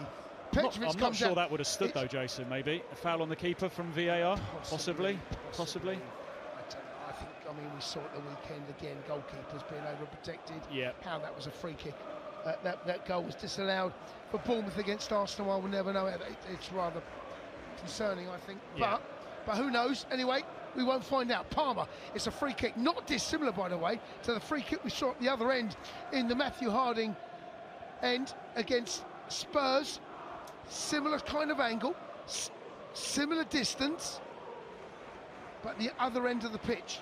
3 minutes to be added on at the end of this first half, and Chelsea have a chance here to make it 4 before half-time. Gallagher stands over it, but I think we know who's going to take this. Cole Palmer sizing this one up. Emerson gave away the free kick. He's the draft excluder by the West Ham wall. Palmer steps up straight into the West Ham wall. Here's Silva. Chalobah. Now Madueke. 3 minutes added on at the end of this first half. A first half in which Chelsea have scored 3 goals and been in complete control. They've had the frame of their goal hit a couple of times, but that aside, they've had very little to be concerned with. Here's Cole Palmer. He looks to push it out to the far side, and it's a rare moment in this first half when something doesn't quite work out for Chelsea, and West Ham United will have themselves a throw. Well, some big work for David Moyes in this half-time. This is where managers earn their money. I don't think Pochettino could have.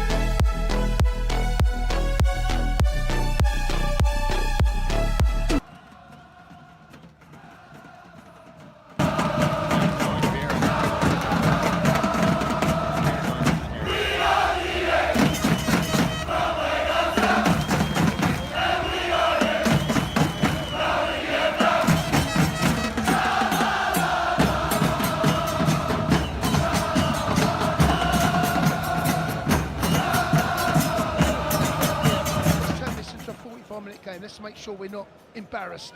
Because if Chelsea get the fourth goal early on in this second half, you do get the sense that this could be anything. Certainly from what I've seen so far in the first half, but we will see. Thiago Silva into Caicedo.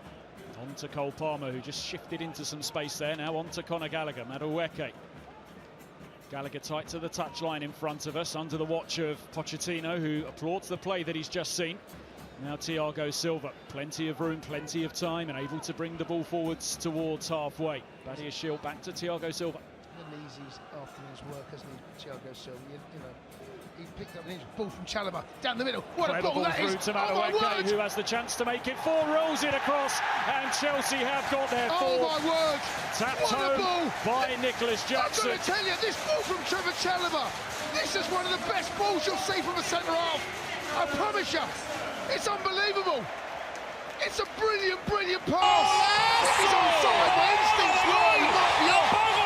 And look at the linesman. He just waved his flag back. The pass. Andy, look at this pass.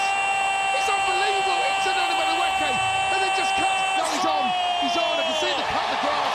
He's onside. I said to you about the full and it comes early enough.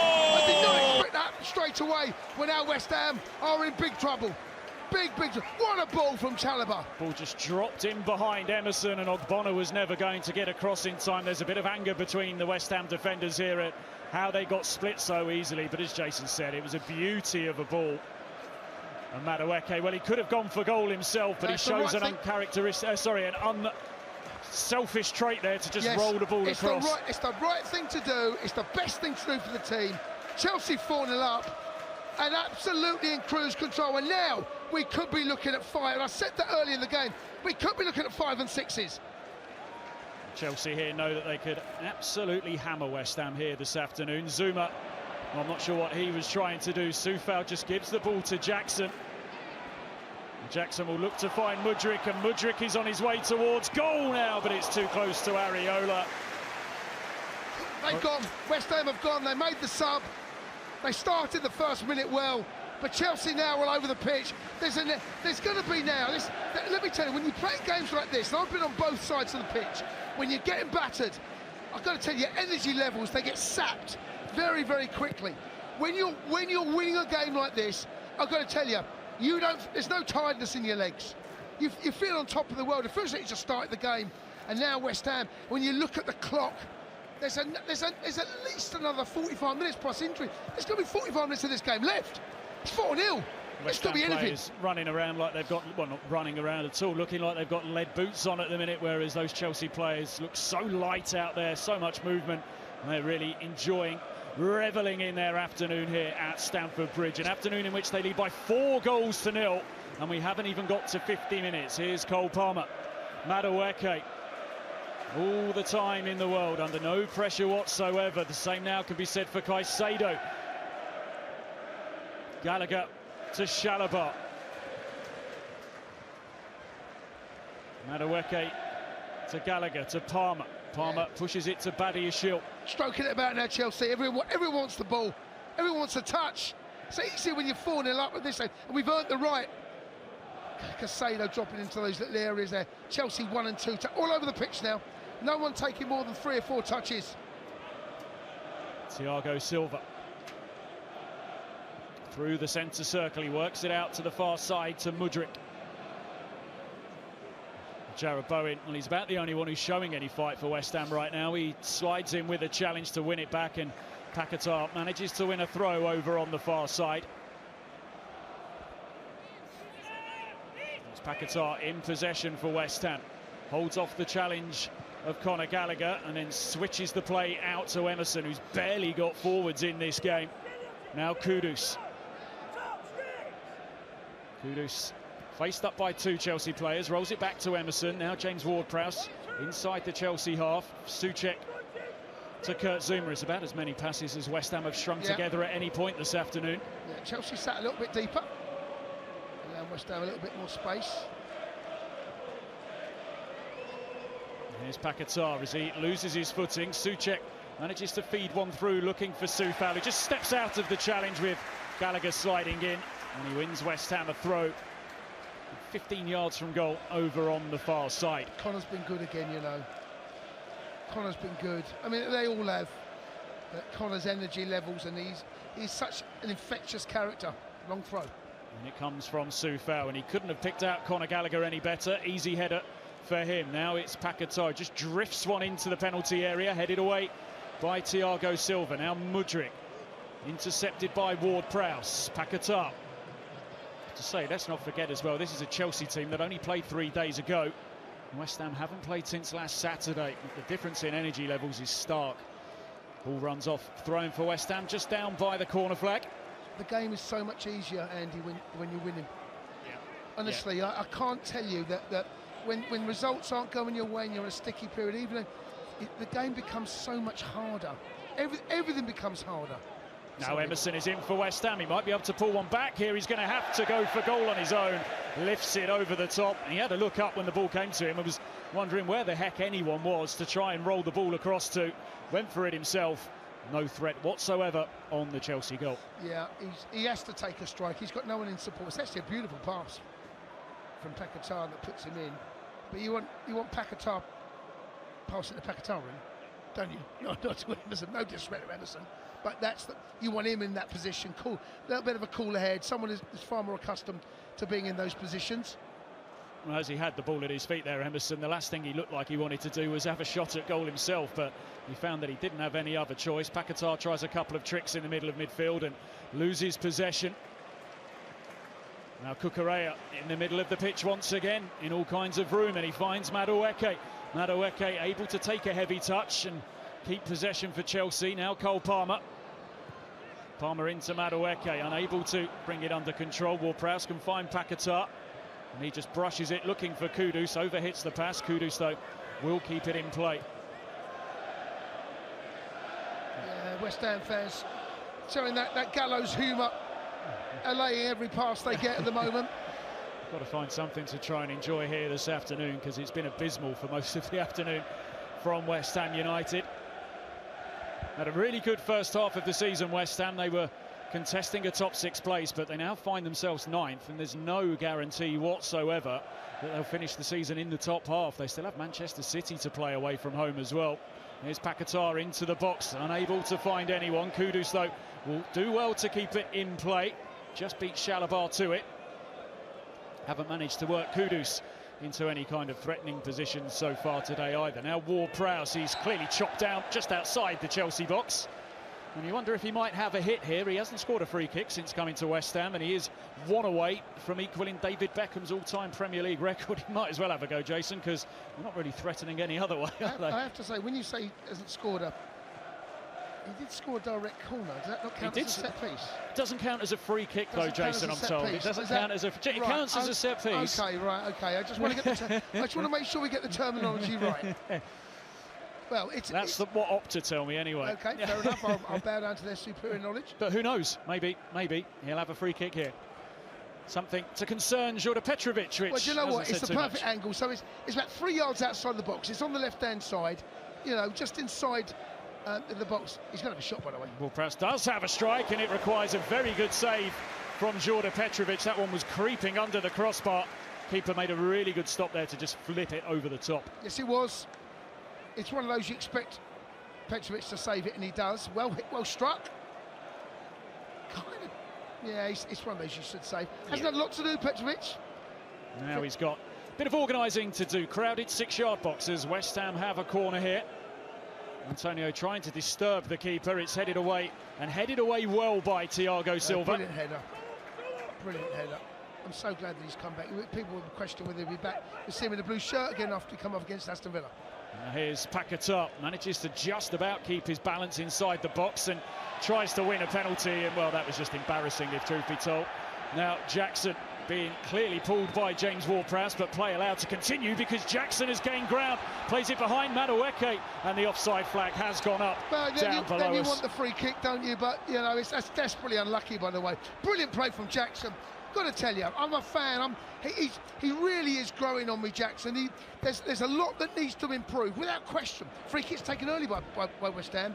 And Jackson, brilliant play there from Thiago Silva. Cuts across the run from Antonio. Years and years of experience. He knows exactly what he's doing. No free kick, no foul. But I've got to tell you, Jackson on that right side does so well. Cucurella again, I want to give him some praise on that left-hand side. Really does well defensively, wins the ball cleanly, and then plays the ball up to Jackson, who does so well to get away. None of it, he can't stay on side. If he does, there's loads of space out on the right-hand side. There's Nicholas Jackson for Chelsea, just drifted off the front line. Rolls it back into the Chelsea half to Caicedo. Now Thiago Silva gets it back from Badiashile. Going to be interesting to see what Chelsea do, isn't it, in the summer, with Thiago Silva announcing his departure this week. Yep, yeah, there's a gap to fill. Again, speculation about certain players' career, Chalobah being one of them, who's been, I have to say, in his return to this side, he's had injury problems, has been nothing short of brilliant. Honestly, he's been so good. Fizzed into the feet of Madueke by Moise Caicedo. Chelsea work it well. Now Conor Gallagher, James Ward-Prowse up alongside him. Gallagher into Madueke, who looks to give it back to Gallagher, who gets there ahead of Kudus and gives it to Chalobah. Now Gallagher again, Madueke. Gallagher and Madueke once more. Chelsea popping it around nicely on this left, on the right side. I'd like to see a switch to the left. There's space out wide for Cole Palmer, believe it or not, who's drifted out there. Jason gets his wish. It finds Cole Palmer. Now Cucurella. Caicedo. Back with Cucurella again. Yeah, Chelsea just, this is passing practice. This is 10 passes a goal at the moment. They're enjoying themselves, aren't they? Yeah, this is a pleasure to watch, pleasure to play in this game, I'm sure. Like I said, I played in these games. When you're on top, the game's easy. It's hard when you're chasing shadows. The game is so much harder without the ball. Cucurella popping up the right-hand side now. Madueke to Cucurella. Madueke into Conor Gallagher. Chelsea fans now doing the Olays themselves. Yeah, West Ham fans might regret doing that. Yeah. And even though there's a little bit of irony about it, but Chelsea fans, and this is one of these games, 58.5 minutes on the clock, still more than half an hour of this game remaining, and it would not surprise me at all if there's at least another 2, maybe 3 more goals. It tends not to happen because the opposition tend to feel as though they don't want to get embarrassed, and I've seen a little bit of that from West Ham the last 2 or 3 minutes, sitting deep. Bowen's going to close down Badiashile and leaving it midfield quite exposed there. This is a West Ham team that have let in 5 at Fulham, let in 5 at Crystal Palace, let in 6 against Arsenal. When it's gone bad for West Ham this season, it has gone very bad indeed. And here's Badiashile, who just rolls it across the penalty area to Chalobah. Chelsea are toying with West Ham, really, aren't they? Yeah, These players having to run with a lost cause. Everyone knows the game's over. With half an hour go, that's a tough call for them. Now, what do Chelsea do? How ruthless can we be? This is a great chance to rack up numbers. Jackson, for example. You know, Mudryk, who's had a really indifferent season again. Can he get on the score sheet? Palmer, can he get closer? I mean, look, Haaland's, it looks almost certain again he's going to pick up the Golden Boot after his 4-goal haul yesterday. But I think it's still worth saying, go and get more goals. You know, go and rub their noses in. Honestly, you don't often find yourself in this position at home against a London rival where you can really punish them. I'm not too 100% sure if something's gone on, but I've noticed as well, more on it in a minute, as Cole Palmer finds Conor Gallagher and he's able to come forward and he strokes the ball into the channel for Nicholas Jackson, who's got the run on Ogbonna, forced to check back. Madueke going for goal, charged down by Emerson, but it will spin favourably for Chelsea out to Mykhailo Mudryk, left-hand side, outside the West Ham box. Cucurella, now the ball out on the touchline. Jackson's had the measure of Ogbonna, hasn't he? He really has. It looked like being a problem for West Ham when we saw the team sheet. Zuma and Ogbonna, they've got no Mavropanos or Aged available today. Central defence is a position where West Ham have had their struggles this season. Kurt Zuma's had injuries. He's not the player that he was, certainly not the player that he was when he played here at Stamford Bridge. Just noticed that David Moyes hasn't been out. I can actually see him now. Wondered if something had happened there, but for the first time he's made his way out into the technical area. Billy McKinley's been there through the first 15 minutes of the half. Here's Madueke for Chelsea, into the box he goes, rolls it across goal, and Soufal has to clear it away. All it needed was a touch, but there was nobody there to put it into the net and make it 5 for Chelsea. Brilliant play again from Chelsea, patient but ruthless build-up. And the ball given away again, this time by Emerson, the ball comes back. This is a problem now for West Ham.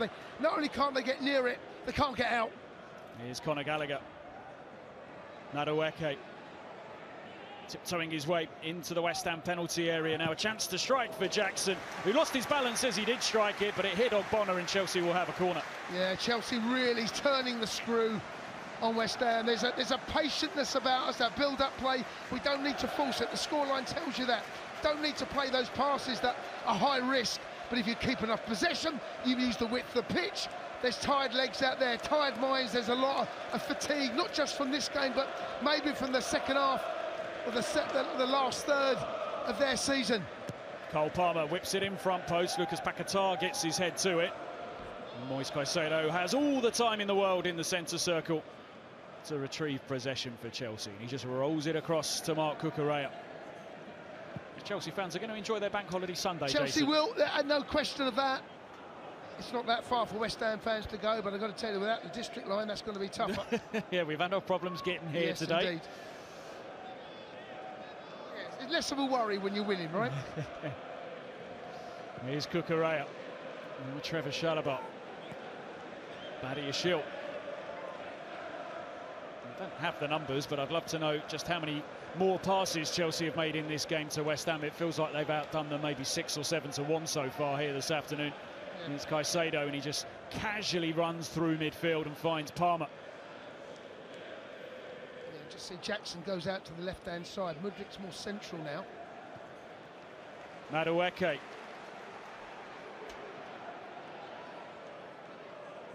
He finds Cole Palmer. He could make it 5. He tries to do just that, but Areola able to save it relatively comfortably. Cole Palmer a bit frustrated with himself there that he didn't test the West Ham keeper a little more. Mudrik's gone down the middle and he threatens to go in behind.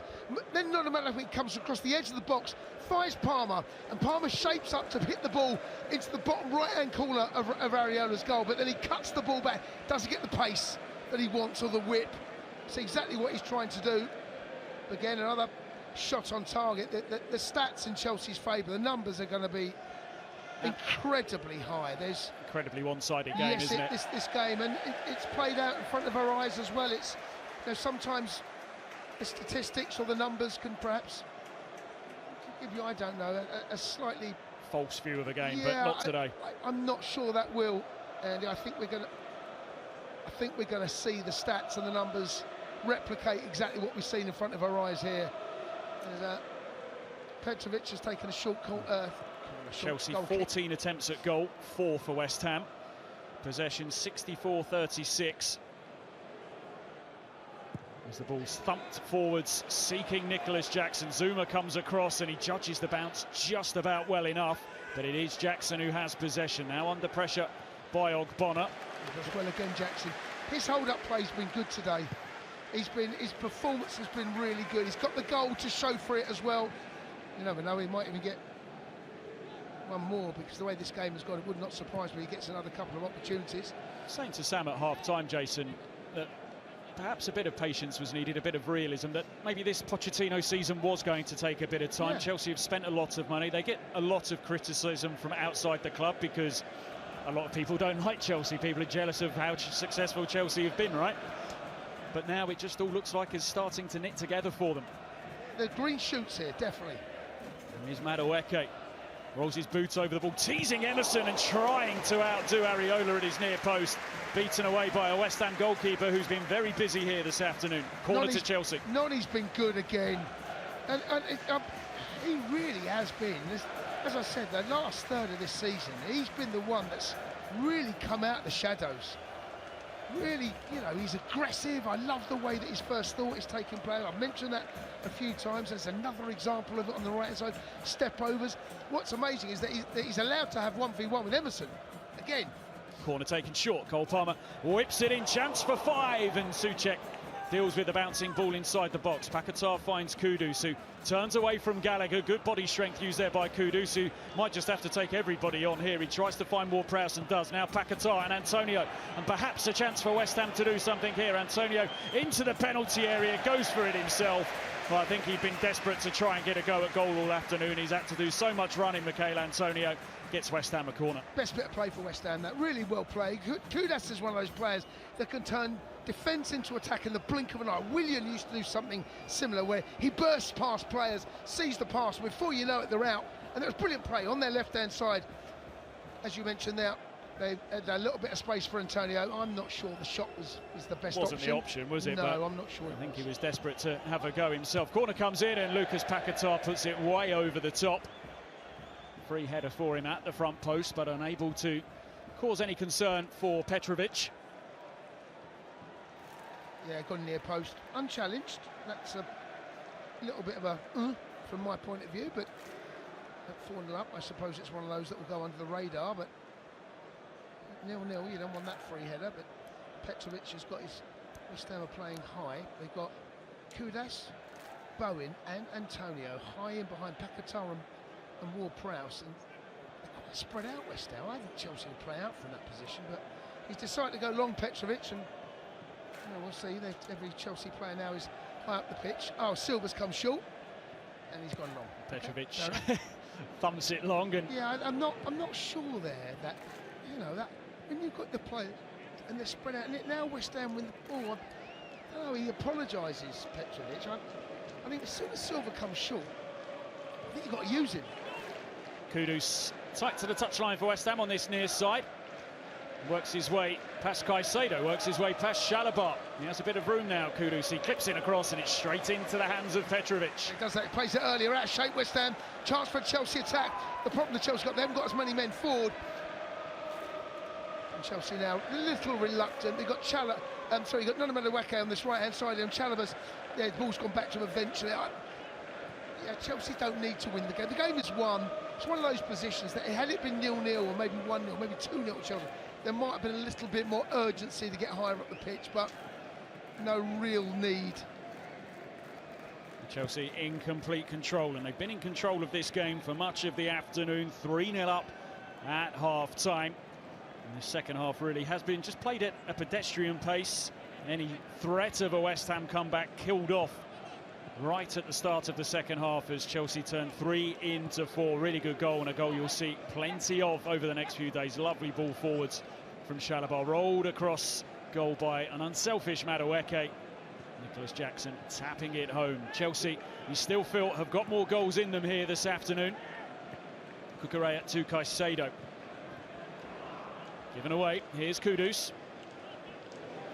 Manages to work his way past Caicedo, who's trying to bite back now at the West Ham player. He's given away a free kick.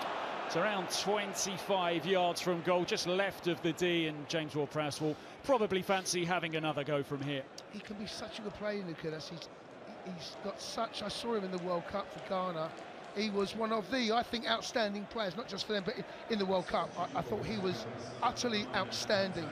And I'm surprised Chelsea were interested in him, by the way. There was a lot almost happened, apparently, didn't it? Yeah, a lot of newspapers linking, or media outlets linking him with us. Never happened, and West Ham got him, not for a huge amount of money from my expert. No, 35 million, 40 million, I believe. I think he's going to move on at some point. He's a Champions League player, isn't he? I think he's a brilliant player, the boy, and he's struggled. He's had a good second half, struggled a little bit first, and now we've seen another substitution for West Ham.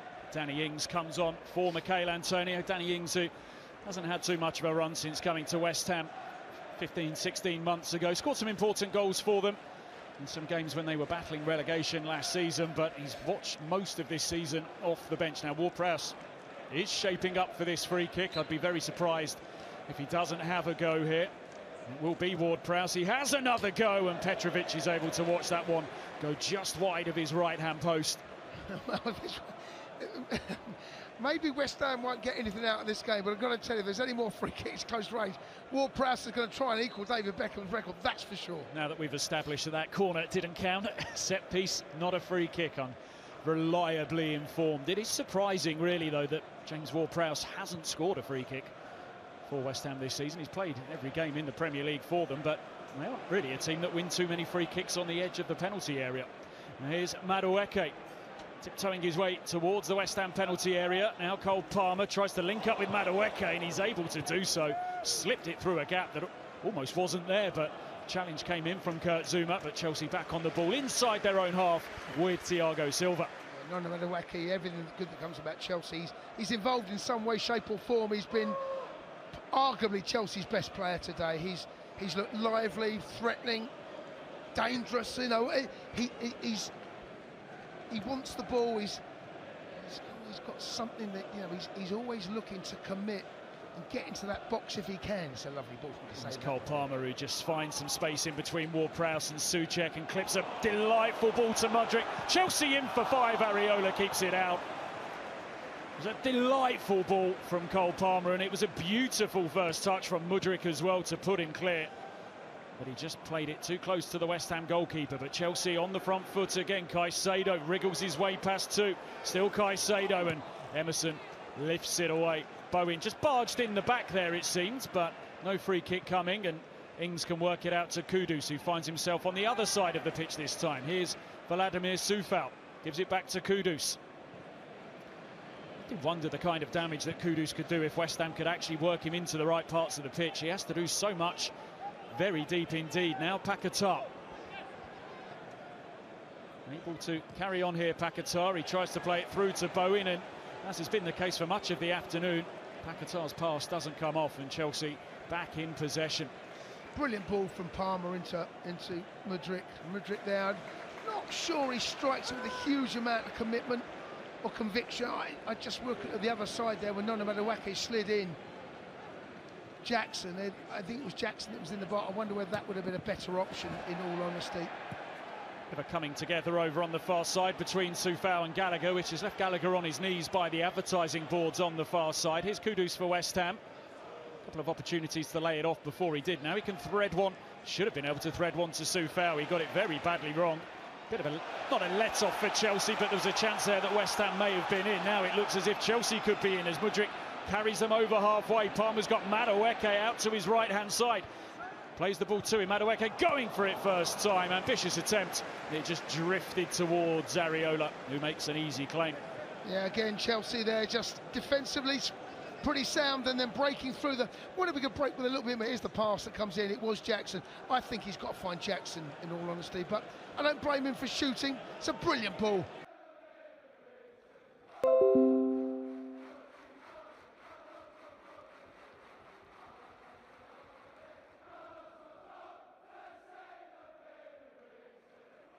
If he's going to come off, changes coming for Chelsea as well. I think NKUNKU may well be coming. NKUNKU and Casadei, I think, are the two players. Indeed, they are coming on for Chelsea here, and I think Lucas Paquetá will be replaced for West Ham as well. So let's see who's going to be replaced here by Mauricio Pochettino.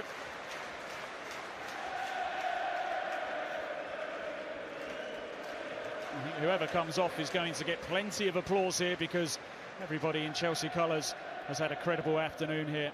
I have to say, some players have really flourished out here this afternoon. Others haven't really had a great deal to do defensively, it must be said. So let's wait to see what these changes are going to be. Host of Chelsea players all around the coaching staff just taking on board some liquid. No one from West Ham coming to their touchline, as some of their players just in discussion with each other on what has been a very poor afternoon for them. So first Chelsea player to be replaced, Nonu Madueke, who looks disappointed to be coming off. I can imagine that. He gets a standing ovation. He's going to get one from me as well. Brilliant, brilliant boy. He's really come into his own. Did a brilliant performance. Really showing a maturity now about his game. That unselfishness to lay the ball into Jackson really does kind of epitomise what that boy's turning into. Well done, young man.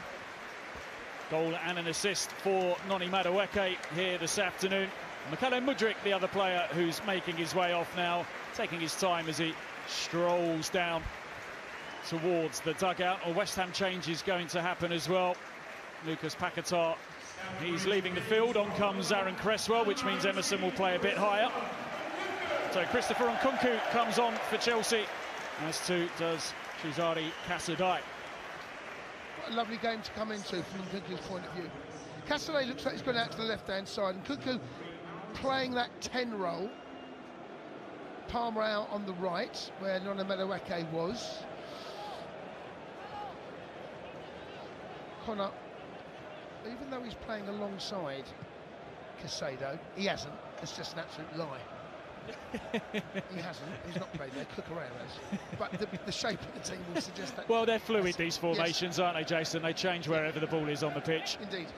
I'm pretty sure Chelsea could structure their team any way they wish for the final 15 minutes and still add to the scoreline. It's been one of those kind of days. Possession given away cheaply, though, and here's Kudus for West Ham, who'll look to take on Cucurella, who does a good job of just pushing the ball out of play over on the far side. So Emerson, just to reiterate that point, now playing as the forward player on the left-hand side for West Ham. I think this is his first return to Stamford Bridge since leaving the club, and he won't remember it with any kind of affection whatsoever. Madueke had the run on him all afternoon long. Soufal's throw, looking for his checkmate, Thomas Souček, but that one's cut out. Now a chance to drive Chelsea forwards here, and drive Chelsea forwards is exactly what Nicholas Jackson tried to do, but Aaron Cresswell managed to just get in the way. Now it's Kurt Zouma. Yeah, those little moments I think Jackson's game can improve in. You know, he's quick, he's very quick actually. I see at Man City a couple of weeks ago at, in the semi-final. They give him a run for his money. I tell you, he's a quick boy, but then it becomes down to decision making. Again, I'm going to cut him loads of slack because of his age, his first season. Is that his 12th? That's his 12th Premier League goal, 12th right? Premier League goal. 12th Premier League goal. I think I'm right in saying that did he only got 10 his first season? I'm not comparing the two. That'd be Like you say, though, ridiculous. there's plenty to build on, isn't there? Plenty to build on. Looking forwards for Chelsea for what could be a very good season next year if this finish to the campaign is an indicator of what might be to come. Now here's Cresswell, good ball to find Jared Bowen. Bowen just about manages to keep it in play, pokes it towards the front post, hoping to find Ings. Now Emerson, bit of a tame effort from him. Bowen takes a deflection, and well, Jared Bowen.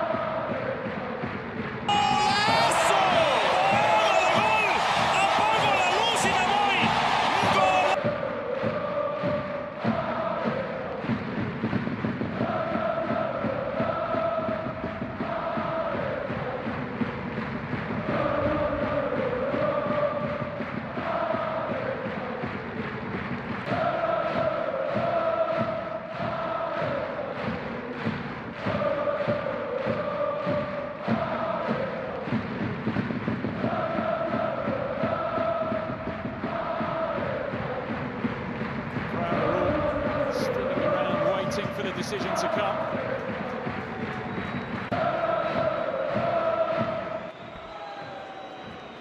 Still, they take their time. Well, maybe it's a touch closer than we thought it might be, but it did look onside. He's on! So we await official confirmation.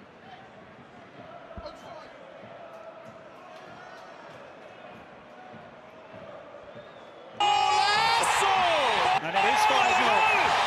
The goal stands with a delayed celebration. And Nicholas Jackson gets another goal here this afternoon, and it's now Chelsea 5, West Ham United 0. I've got to tell you how deceptive can it be from where we are. I've got to tell you, he looked at the but when you see it, the run is beautiful.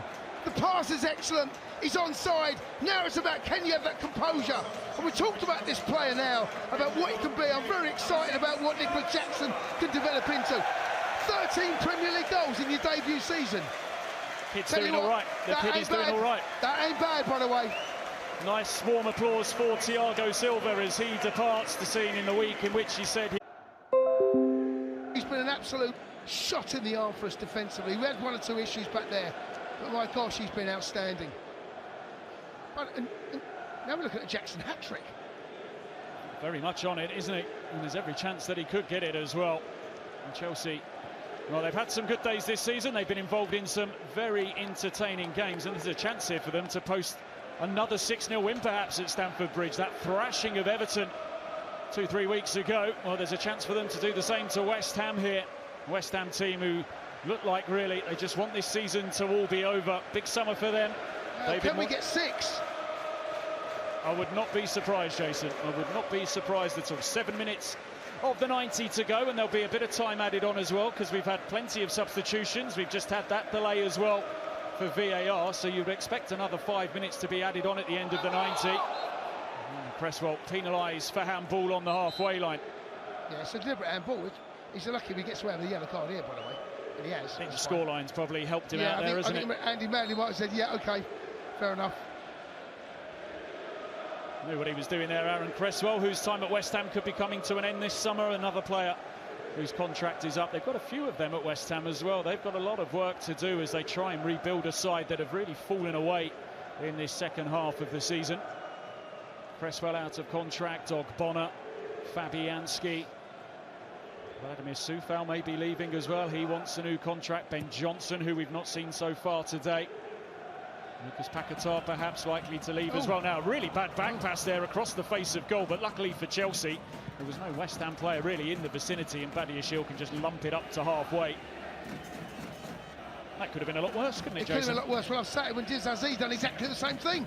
Now Kudus is going to go for goal here, and it requires a good save from Petrovic to maintain this clean sheet. He wants a clean sheet. It's a lovely shot. The ball's been getting that comes from a bit of sloppy play from Casado. That's okay. It's a bad back pass, and no question about that. But we don't deal with it particularly well after that. And Kudus sees the whites of Petrovic's eyes, pulls the trigger, should save it down to his left-hand side, hit from some distance. Not with a huge amount of power, but but it looks like it was going in. Chelsea some defensive work to do. 85 on the clock. Ward-Prowse stands over the West Ham corner. Whips it in, and it's headed away by Badiashile. Kudus battling away with Jackson. Kudus is so strong, and he manages to maintain possession. He's got such a strong lower half of his body, hasn't he? Players just seem to bounce off his hips. But it's Chelsea who have possession with Conor Gallagher just outside the West Ham box, and they can break forwards here perhaps. Good work by NKUNKU. Now Gallagher. Everybody now pretty much back in their shape. Ogbonna, the last one to make it back for West Ham. Chelsea fans wanted him to step on it there, didn't they? Jackson's like, no, I'm done, I'm cooked, I've run too much. But the Chelsea fans, we want 6. They might just get it as well as the ball's pushed forwards here, and NKUNKU finds gusto. Now NKUNKU again just couldn't quite bring it under control. Ward-Prowse to Bowen, loose from him as he tried to find Danny Ings. I think Jarrod Bowen starting to look a little tired now. He's one of the West Ham players who's put a bit more in than his teammates here this afternoon. And Cole Palmer into Caicedo, back to Palmer again. Chelsea fans in good voice. 86 on the. It could be 4 or 5 minutes, by the way, still added time. It's you know, whenever you look at the clock, it doesn't really give you a true reflection because you've got no idea. There's been enough goals, enough substitutions, and maybe a VAR check to suggest that there could be at least another 4, maybe 5 minutes left of this game at 90. More than payback for Chelsea for that early season defeat at the London Stadium. Gusto to NKUNKU. Now Cucurella, who's drifted again into that central position. He's practically right-sided at the moment. It's just worked, doesn't it? Cucurella coming in midfield. Who would have thunk it? Honestly, that he comes in and he's that linchpin, that hold up play on. If we lose the ball, he rats around in the middle of the park. You see that, you know, he really is a bundle of energy in the middle of the park. And when the possession's been given away, and something we've seen Pep do, isn't it, at Man City? Yes, and Arteta's done it at Arsenal, although Zinchenko perhaps has not performed the role as well. There's a few issues around his game, Alexander Zinchenko, but Marc Cucurella, well, he's performing that role, and he's performing that role really well for Chelsea. He just looks so comfortable in possession here this afternoon. Emerson to Souček, Souček to Cresswell, into Ward-Prowse, now Ogbonna, and he'll just go all the way home to Alphonse Areola. No apportion to any of the goals. I don't think we can blame any of them on him, in all honesty. They've all been from close range, haven't they? Ones which you wouldn't really expect the keeper to save. It's the way in which Chelsea have opened their way up through West Ham's defence, which should be the real concern for West Ham. But there's been so much good play from Chelsea here this afternoon. Now here's Gusto. Brought down by Ings, free kick to Chelsea, and he does well there in a position in which he was boxed in. Yeah, he mugs Ings off a little bit. I don't think Ings does a huge amount wrong, in all honesty. He just spins him, and when he goes to ground, the referee's almost, I mean, the modern day game now, it's, you're going to get a free kick. Another change for Chelsea. Alfie Gilchrist is going to come on here for the final few minutes. Always good to see him getting more and more game time, and it's Cole Palmer who's going to make way here, and everybody inside Stamford Bridge rises to applaud Cole Palmer, whose goal was the breakthrough here this afternoon on 15 minutes. A fierce strike which Areola got a hand to but was unable to keep it out, and he's had another one of those days when it's so very easy to see why Cole Palmer is such a talented individual. Indeed, yeah, the boy's had a stellar season. He's going to be very close to getting on the plane in the summer, make no doubt about that, for England. He offers something different. He's an incredibly talented young man, and had a sort of season I don't think too many people, including them at Manchester City, felt he was capable of. But he's exceeded the amount of goals that he's scored. I mean, if he gets anywhere near 20 every season, I mean, they're levels of Frank Lampard. Incredible numbers. They absolutely. But there's no question the boy's a major talent. It'll be interesting to see how much time he gets on the pitch in the summer from Gareth Southgate. Can he force his way into that starting team? Cucurella again. Cucurella's he's popping up at left back in a support role, and then plays a lovely ball into NKUNKU, plays a little 1-2 over there. And now look where Cucurella is. Now central midfield. He's been again. I've got to tell you, he's been very much part of why Chelsea are ending this season in the way that we are. He's been integral to that. Fair to say, real credit to him as well, because his early time at Chelsea perhaps wasn't great. We weren't seeing the performances that saw them, Chelsea, pay all that money to bring him from Brighton, but he looks a very accomplished player in this particular position, doesn't he? 5 minutes added on at the end of this game. Chelsea leading by 5 goals to 0, and what has been an absolute Sunday stroll for them. Yes, it has. Bank holiday Sunday stroll. Another chance here, by the way. A bit of space for Cassidy. And Cassidy roaming forwards, and West Ham trying to work out who's going to go and close him down. It was Kurt Zuma in the end who came out of his defensive position. Now Gusto into Caicedo. Cucurella.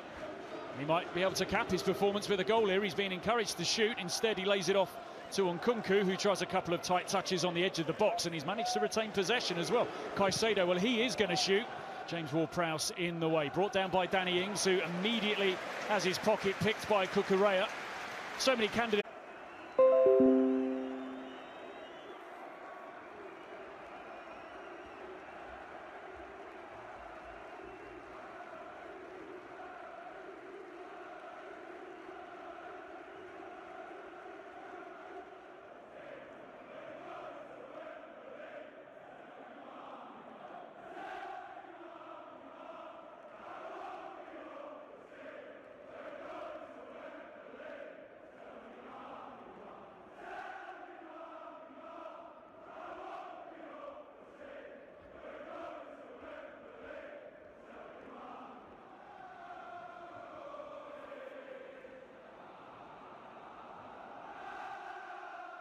There's all over the pitch.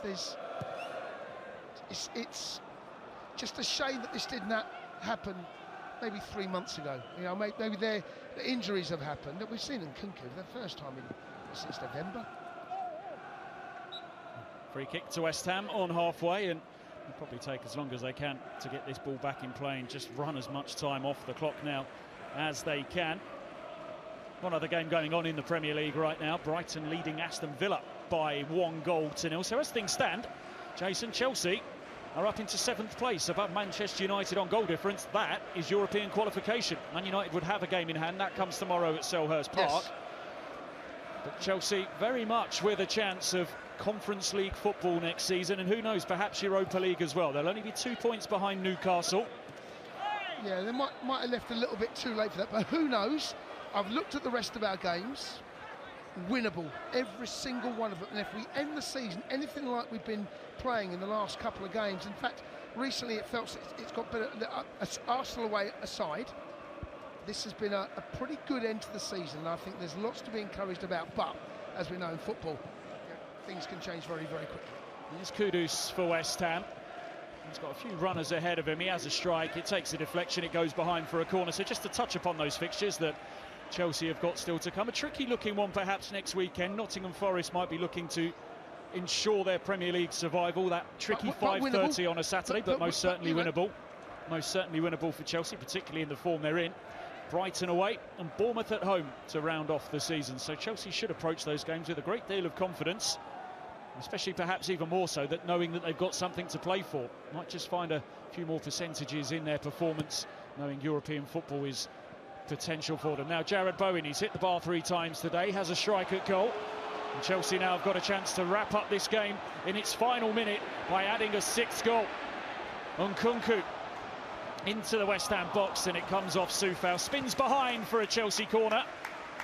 And they'll have the time to take it as well. Yeah, brilliant play from Jackson, making his way out from the box and getting the edge of their box. And NKUNKU claps the Chelsea fans away to our right, and the Matthew Harding low as he takes the final corner, almost certainly of this game, just approaching 95 minutes. It's on the left-hand side. So Connor makes his way. Looks like it's going to be a short one. I don't see why they're going to go long with this one. Dizazi inside the penalty area, as to is Alfie Gilchrist. Nicholas Jackson just making a run across goal now. Corner taken short. There is the full-time whistle, and Chelsea have beaten West Ham United by 5-0.